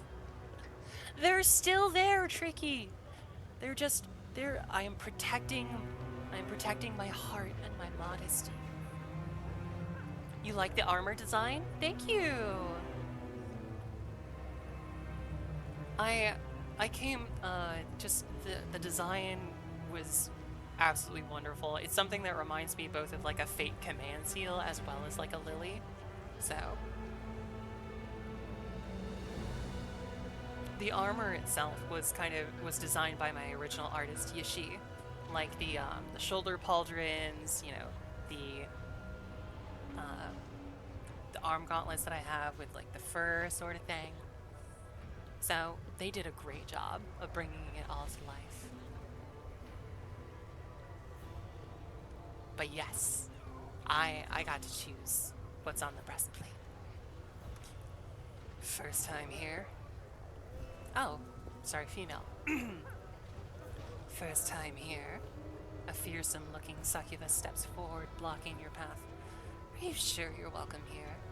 This is the harem of ardent dreams, the palace of Shamira, chief demoness of this city, after Naticula, of course. But when did Naticula ever care about our petty concerns? Bottom line, this palace belongs to the person who really runs everything around here. Got it? I wish to enter. You are known in the city. I don't think Shamira would deny you an audience. Come in. And that was easy. She was like, wait! You shall not pass! And I was like, I wish to pass. She was like, oh. Okay, yeah, no, that makes sense. I'm gonna take your books, Shamira! Notes on a ripped paper. This piece of paper is covered in sloppy writing on both sides. The phrases are incomplete, indicating that someone was taking notes pretty much on the go. Major. Lamashtu. Demon goddess, former demon lord. Will swat you without even noticing. Grovel and suck up to her, and pray she's in a good mood. Naticula. Our Lady, Queen of the Midnight Isles, rules Alashinra in general and Shamira in particular. Obey all her orders and never turn your back. Shamira, Alashinra's steward. Bangs Naticula, naturally in good standing with her. If you want to live in Alishinra, you better respect her. Allies. Daskari, Demon Lord, rules the Rasping Rifts. Naticula's ally, for now, made some deal with her. Now his servants are all over the Midnight Isles. Don't touch them. That's not allowed. If you off a Daskari cultist by mistake, hide the body, cover the tracks, and pretend you know nothing. Important. Daskari may be an ally, but he's a spawn of Pazuzu who tussles with Lamashtu. Careful. Baphomet, Demon Lord, rules the Ivory Labyrinth. Best buds with Daskari, Naticula's ally for now. Used to bang Lamashtu, now bunks up with Sokoth Benoth. I can't think of a funny name for that one. Dangerous. His cultists can slip into enemy ranks better than worms in your ass. Well, doesn't this weather just make you want to shove eels up my ass? Watch out. If you spot double agents, bug out at once. Enemies. Pazuzu, Demon Lord, rules Haim and Lavania, fights with Lamashtu, and by proxy, with Bahamut. I won't lie, when I speed read that, it reads as Scotch Benadryl, and I'm like, that's not it. That's not even close. It's getting worse. Demon Lord rules the cathedral Thelemic, Naticula's brother and former lover. Ooh. Fucking gross. Hey, Rana! Thank you!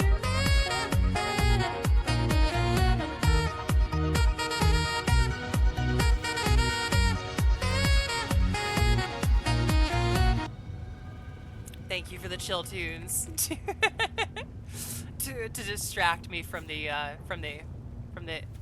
I almost said incest. That's it. Got the boots, now sulks and wallows in depravity. Bangs Baphomet, but only once in a while. So it sounds like the Demon Lord Chaos is literally just a whole bunch of people who, like, have a very dysfunctional polycule.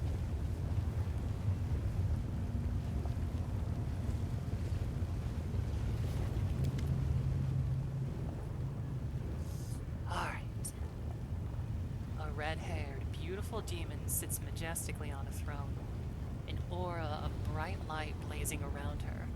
It's not gentle, life-giving light that shines on Galerion. This light blinds, withers, and makes a person burn with fever, draining their strength. And who do we have here? The latest wanderer from another world coming to seek my patronage. Shamira throws a casual glance at Arushale and raises an eyebrow in surprise. Oh my god, the Leyleys have begun. Everybody run! Scatter! Hide! Hide from the Leyley. Welcome, Rosalia. So the rumors were true. Arushale, you really are making friends with mortals now. I must admit, I found it hard to believe such a worthy daughter of the Abyss had fallen so low. Shamira silent, but receives no answer. Well, not that I really care. Call to arms? Alright, to arms. Nope. Nope. Nope. That one.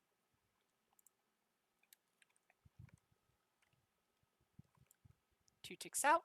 And then up. There we go. Hey, Rosalia. How's it going? It's been a while. Also, welcome, Apollyon. Did I not welcome you earlier? I'm so sorry. Bye, Seely. You have been summoned. Bye-bye. Everybody wave bye to Seely. Bye.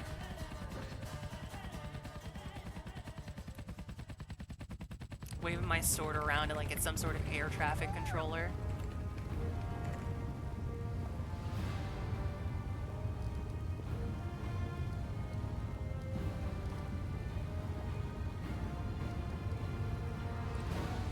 I came here seeking your patronage. Shamira looks you up and down with a contemptuous expression and then answers with a scoff. So what use can you be to me, you foolish little mortal? The most powerful demons serve me. What can your pitiful self offer me that they can't? Yes? Yes, Rosalia? What's up? Do you want head pats? Pet you, mister. In your mind, Shamira's voice sounds calm, though it is still arrogant. In truth, there is one thing you can help me with, Galarian, but the others must know about it. Work for me, and I'll grant you a share of my attention and patronage. No doubt you've already heard of the Narandrian crystals. Objects of astonishing power that can grant their owner incredible abilities. Everyone in Alashinra knows they exist, but no one knows what they are or where to get them. Except for that smug cow, Hepzamira. I want you to find out what they are. My advice is to start searching in that pile of refuse known as the Lower City. Ask Zephorian, my predecessor, now a beggar. If that pathetic wretch is still alive, he may know something. Now go, and don't bother returning to me until you have the information. Here, take my mark so the arch nearby palace will let you in. I don't want to waste my time waiting for you to wind your way back through the streets of the city for valuable information. Your pack becomes a bit heavier, as if some new item has appeared inside it. Ah. The hand of the inheritor addresses you, an undercurrent of alarm in his words. You see the greed in the eyes of this fiend. She is ready to offer you a deal, and I sense the more than idle interest lies behind it. We both know Narendrian crystals can make demons immensely powerful. We are pursuing Hepzamira to prevent her from creating and unleashing upon us an army of mythical monsters transformed by these crystals. Yet if you reveal the secret of the crystals to Shamira, we simply risk treating one enemy for another. Our mission demands that we make concessions, but it God damn it, Rosalia. I get it! Oh, that is very pretty. That's a very pretty kitty. But that does not mean we blindly obey every demon's request. Weigh each of Samiria's words. Remember how cunning she is. Do not let her turn you into a tool she can use to commit atrocities. Armor your heart, and do only what you must, not what she, with all of her promises and charms, will convince you to do. And be prepared to find a knife in your back at any moment. You're not friends with Hepzamira, I take it? In your mind, Shamira's voice answers with an arrogant scoff. Be friends with that miserable cow? Of course not. I'm courting her to learn her secrets. But it's a constant struggle to not put her in her place. Baphomet's minions are far too bold here in Alashinra. What about the crystals you're interested in? You haven't heard of Narandrian crystals? Are all Galarians so stupid and unobservant? They are purple crystals. Possessing them grants immense power. Unfortunately, only high-ranking servants of Baphomet know where to find them or how to use them. They use the crystals to gain tremendous powers, and now they strut about Alashinra like they own the place. Why should I look for Zephorian? When I first heard about the crystals, it reminded me of the last days of Zephorian's rule. He was Naticila's right-hand man before me. He was plotting a coup, and I was spying on him to turn him into Naticula and take his position. I remember that he was trying to get his hands on a purple crystal of some kind, and that eventually he succeeded. I didn't pay much attention at the time, but the current situation makes me think perhaps it was an Narandrian crystal he was after. If so, Zephorian might know something about them. Where should I look for Zephorian? There is a note of disgust in Shamira's voice. In the depths. If he is still alive, the gravity of Naticula's punishment would have dragged him to the very bottom of Alishinra. Dig through the garbage, talk to the vagrants and beggars. You surely don't expect me to, do you? Why'd you choose me? Because you are neither demon nor resident of Alishinra. You're a wild card, an insignificant Galarian. No one is interested in your exploits, and you will not draw any unnecessary attention. You are not bound in service to any demon, and therefore, if you dig up any information, you will bring it to the one who will pay you the most for it. That is to say, me. You won't run to your master because you don't have one, at least not here in the Abyss. If I gave this task to one of my servants, I could be sure of only one thing. They would sell the information about my interests to my enemies. And then, if they'd learned anything about the crystals, they would use this information to benefit themselves instead of bringing it to me. Oh my, good girl eating.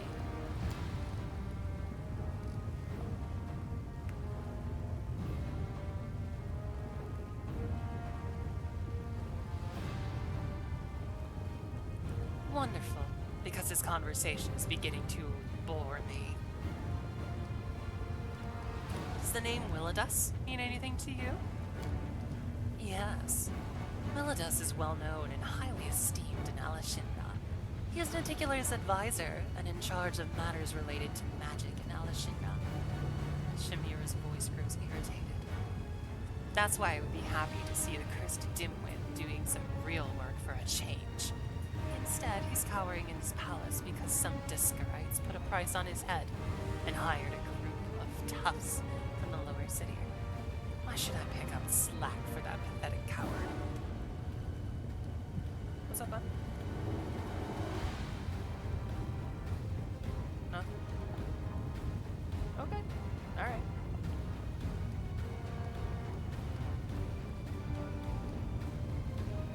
The city harbors individuals who violate the laws of the Abyss. I'll point them out to you and you see to it that they're given a fair trial. Shamira leans forward. What are you saying, insect? You're going to keep an eye on me? You'll see that I'm being held to account. Perhaps in whatever dirty hole you crawled out of, your words carry weight. But here you are nothing. Don't test my patience.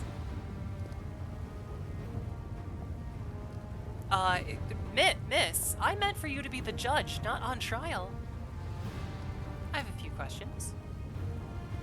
With a sigh, Samira hisses irritably under her breath.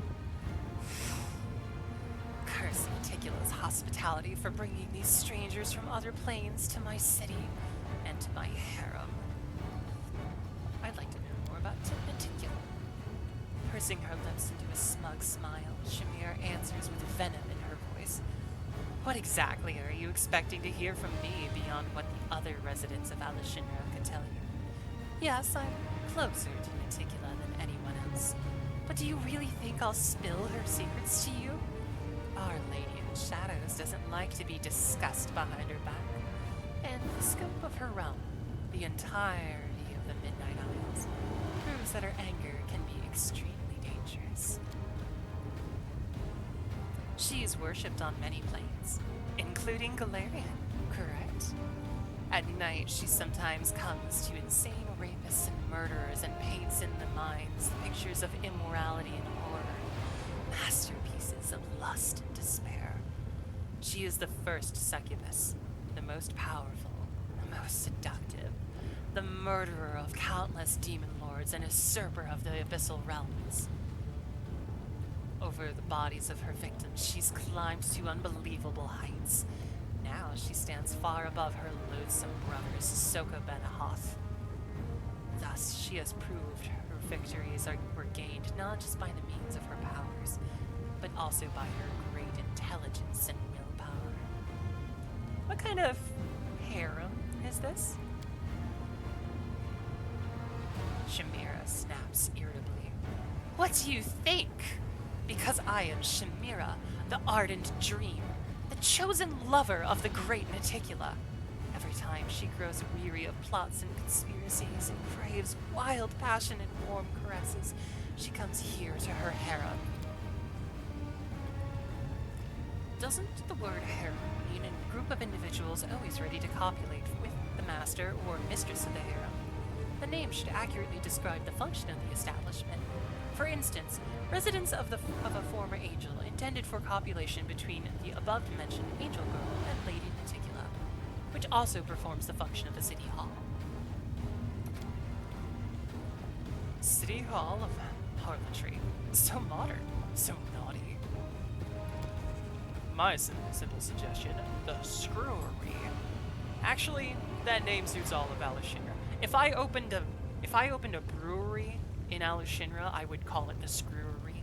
That would be amazing. I've seen you with Hepzimira at the flesh markets. Tell me about her. Hepzimira is an honored guest here in Alushinra. I'm not going to discuss her with every stranger I meet. In your mind, Shamira's voice sounds nervous and angry. Don't you use your brain at all, Galerion, to ask such foolish questions. You can't show any open interest in that horned scum. Did I somehow fail to convey that the most important requirement of your task I entrusted to you is discretion? Shamira starts to speak in a patronizing tone. Hepzimira is no mere offshoot of Baphomet's line, but a Nephilim, his own daughter. Considering how fertile that old goat is, that might not sound very impressive, but she's the most powerful and capable of all of Baphomet's children. To attract her father's attention, she sacrificed 5 elder brothers, and then, to earn his approval, her own mother. Baphomet generously shared his power and knowledge with her. He even gave her command of his favorite toy, the Templars of the Ivory Labyrinth. Moreover, he entrusted her with a secret mission directly linked to the Neurosium crystals.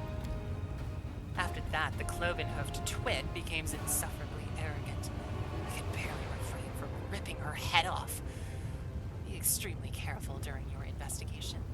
Hepzimira is strong, cunning, and cautious to the verge of paranoia. If she catches the merest whiff of your interest, she'll immediately eliminate you. And you better pray to your gods that not even your shadow points towards my harem and hints at my involvement. How did you achieve such high standing? I'm guessing murder and seduction. You don't know my story. This explains why you're not on your knees in front of me. I was once a celestial being. My fiery wings carried me from the upper planes to insignificant little worlds like your Galarian. I gifted fantasies and dreams, kindled flames in the minds of dreamers, and I loved it. Sometimes these fantasies took shapes too darling and unbridled, or it seemed to me, but I made no effort to stop it. A dream is a bird, not a horse. You can't restrain it. You can only herd it with your reins. The dreams I sowed were becoming more daring, bolder, and with them, I changed as well. One day, I rejected the limits imposed on me by my masters. In the world I was visiting, a wildfire of dreams broke out.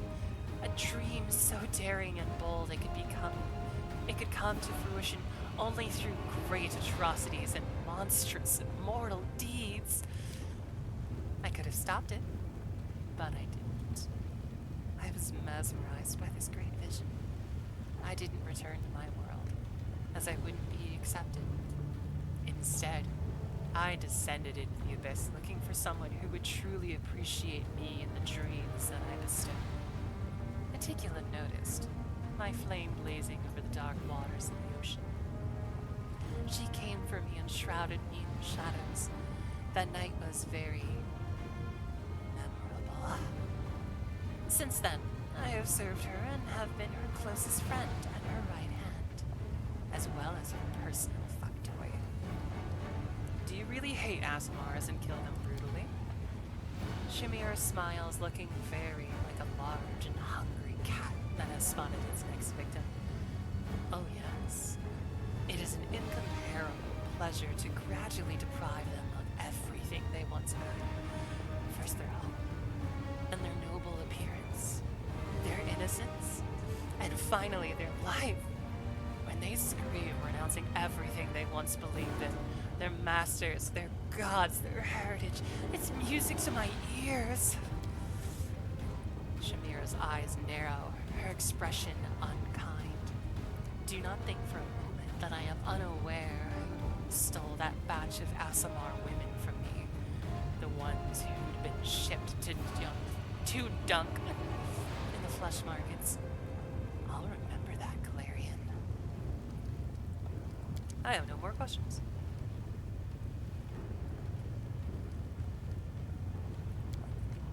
Go now, and come back when you have something useful.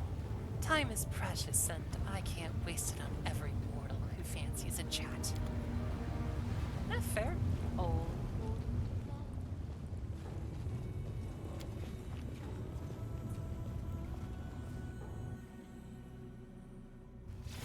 Okay. So we're coming up on 4. Let's see here.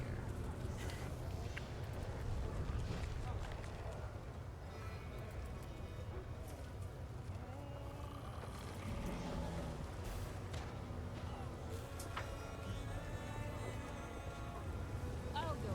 Ah, there it is.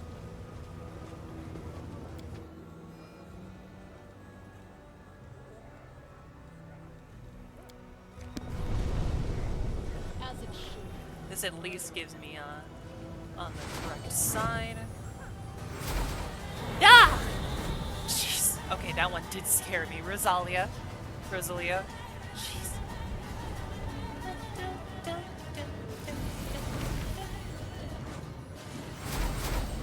This is the one to the lower city. Yeah, that's not what I want. I actually want to go here.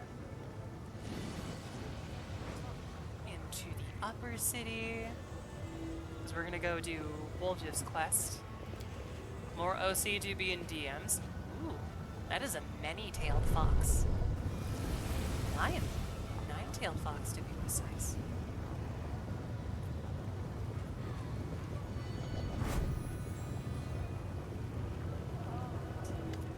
I want to go through. Oh hey! Dude's heard of my name before. To the upper city!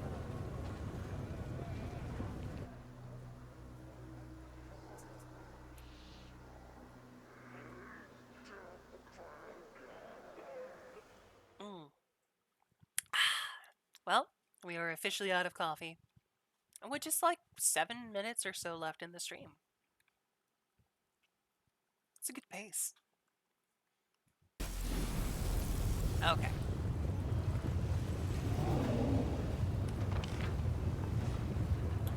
Up, down, portal, portal, portal. Down, Chios, 10,000 delights, abandoned mansion.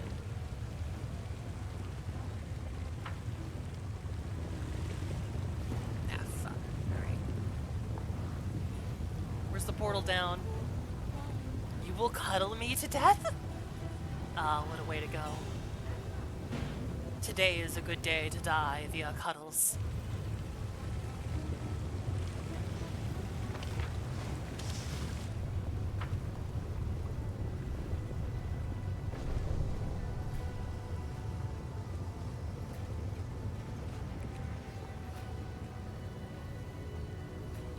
Alright, save this. Ah! No, I'm gonna protect myself from the FBI. You can't. You can't come in. You don't have a warrant. I can't read. Therefore, your warrant is invalid. Oh, maid outfit. Maid outfit. Maid outfit. Aw, thank you, Nico. We might have to do some cleaning in the abandoned mansion, so maid outfit is well suited. I shall not be swayed from my path. Something is not right here.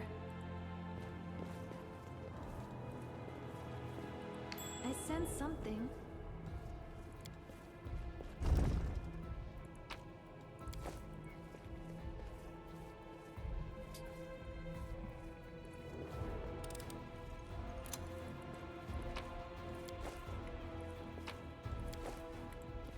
I'm trusting you.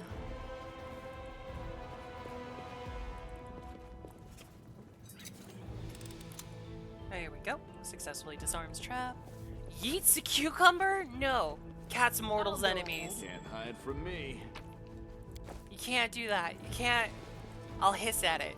I'll hiss at it. How about that? Oh. As it should be.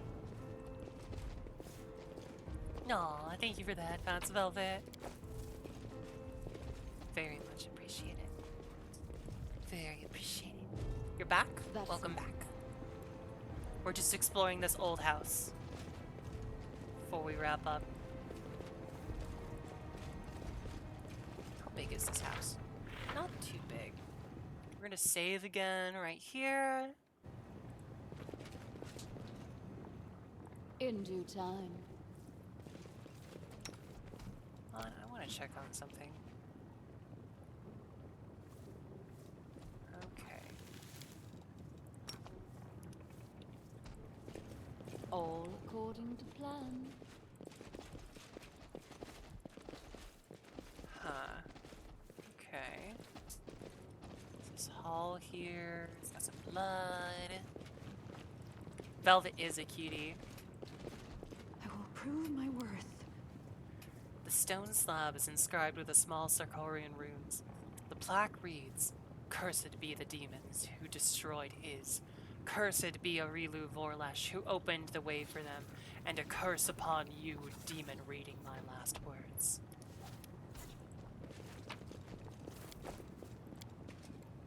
The statue of a mummified Merilith is embellished with intricate details. She almost looks like she's about to...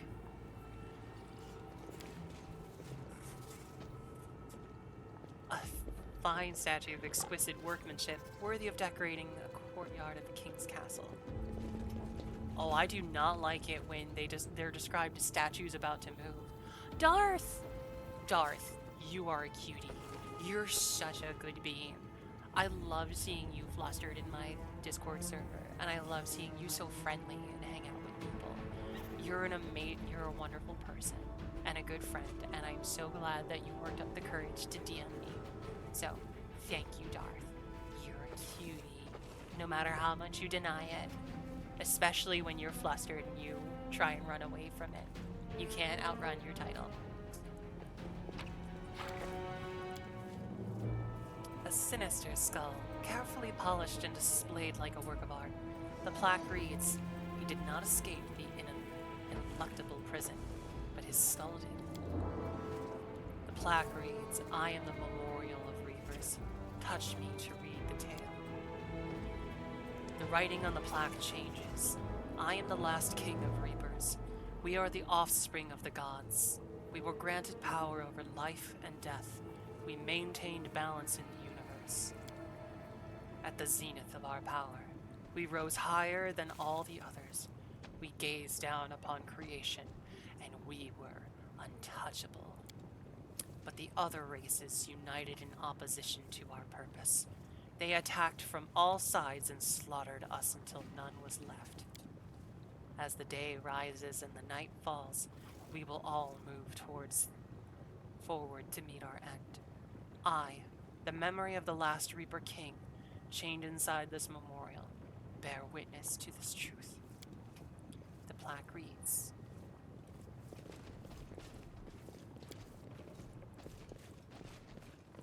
I'll go ahead. okay, am I supposed to bring Woljif here?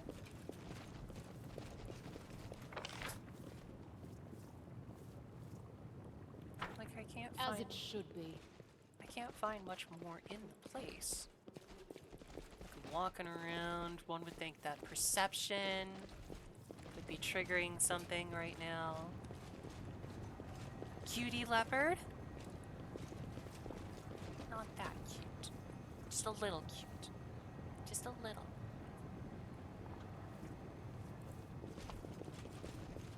That is not far.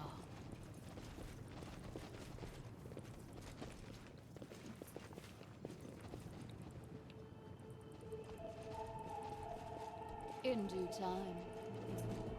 Do we all miss something, like in the other rooms? Am I supposed to bring Woldiff here? He said to the abandoned All according thing. to plan. Does it like change somehow with Woldiff's inside?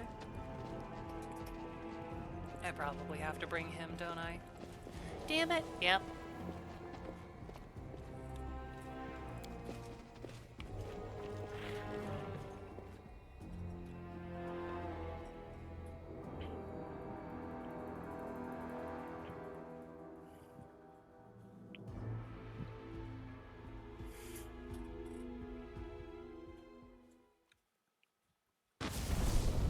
Okay, well, I think with that, we're going to save and then raid out. So let's do that. Let's bring back the tunes. Oh my god, why are they loud in my ear? I'm gonna turn them down just a tad. There we go. That's much better. Alright, well, it looks like we have a way forward. I kind of as like my concluding thoughts for Pathfinder this today is like I like the environment of the Abyss, but I find it very difficult to navigate, and I find it difficult to keep track of all the plot threads, sort of thing. Without the like deployment screen to different areas, sort of thing, it becomes a little bit of an overwhelming mess. So I definitely say this is probably the weakest act from my perspective. It has a lot of really fun opportunities to voice act, both from a silly... Why did my hand just go through my body? Excuse me. Excuse me. Stay where I can see you. A lot of really fun opportunities to voice act, both for the dramatic and the silly. And it's fun, but I don't know. It doesn't feel as grand, and it doesn't feel as cohesive as the previous ones. There's way too many moments where I'm just kind of wandering around and I'm like, what the hell am I even doing? And I worry about being consistent and entertaining you all. But still, I hope that you all enjoyed being here with me as I now open my raid menu to see who else we could send some love to. Let's see. Following. Who are we following? Oh! Alaria's playing Dark Souls, or not Dark Souls, Elden Ring. Jesus Christ. Everything is Dark Souls. All of it is. But only when I'm free? Okay. Well, I'm probably going to make some food after stream, as I typically do, and wind down after that. But here, we are going to... We're going to start up the raid counter. Give me a countdown to go send our love to another Neko. To a goth Neko vampire witch. So, it's Dark Souls, it's always been, exactly. It's like how I call them souls even in Neo 2, I call them souls in Elden Ring, it's just all of it. But, as we wind down here for the day, you all, please remember, it is Sunday, and I didn't get to say this last week, but on every Sunday, please remember your homework before the week starts proper. Do one kind thing for yourself. One kind thing, if you can. Anything from taking some time, reading a book, having a bath, treating yourself to a little snack. Always do one kind thing for yourself before Sunday ends and Monday begins. I haven't done my homework in weeks. Well, guess what, Axel? Then you're due for a full frickin' vacation. You gotta make up your extra credit. But I love you all. We don't do homework. We're the rebel students. Oh, come on, guys. I just love and care about you. Medusa! I didn't see you. You're welcome. Thank you for coming by. The timer's clicking down, but I will definitely talk to y'all later. So, send our love to Ilaria. Be nice, and I will see you all later. Bye!